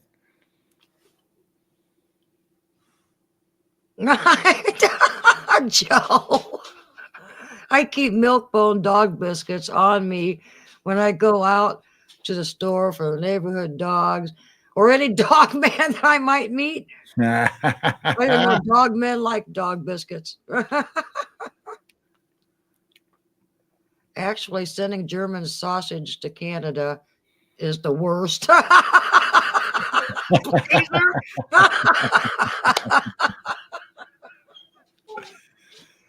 Oh no. What's the matter? You want to see Dad? You just stay in here, Keisha. Yep. Oh, that's a good one. Yeah, we'll probably give it to 1 o'clock and call her good and find something to eat since everybody brought up food. Got us hungry. Yeah, Rose, I need to look into that. I don't know. I thought about doing special emojis, but I was looking into it for Rumble and Or do we do it? I don't know. There's editors and stuff that you can make things, but I haven't read up on it to see how to import it into Rumble or how you do it. But There's yeah, because a lot of the stuff we don't necessarily care about or want it on our channel necessarily. So we need to come up with something different. home baked biscuits for Dog Man. Yeah, I Yep. didn't know how that Rumble thing works. Like, there's probably a YouTube video on it, how to put emojis on Rumble. I don't know. I do like their emojis. I mean, they're movable emojis. I like the little dancing dog and stuff.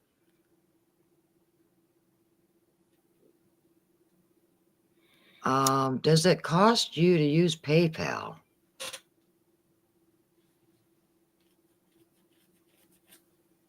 No, shouldn't. Why are they trying to charge you to use your PayPal? I mean, that's how we get our orders on our merch store. We just use our PayPal, and we're not being charged for it. Well, I think there might be a processing fee that's added to it or something, but it's not very much. Let's see if we made Polly laugh.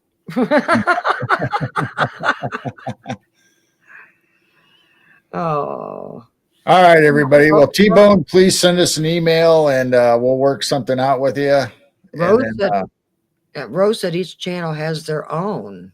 Not sure how to do it. We'll look Well, into we didn't make ours. It was just whatever's been in there this whole time. So Yeah, we'll look into that because I'd love that to is have just more generic emojis. ones. Well, thank you for the subs. Yep. So everybody have a wonderful night, and we'll I guess the next time we'll be on is probably going to be Friday, Saturday for movie nights on Rumble only. only. And then we have our Sunday show. We're going to be talking about music, frequencies, vibration, sound healing. Good night, all. I'm gonna check my light holes in my eyelids.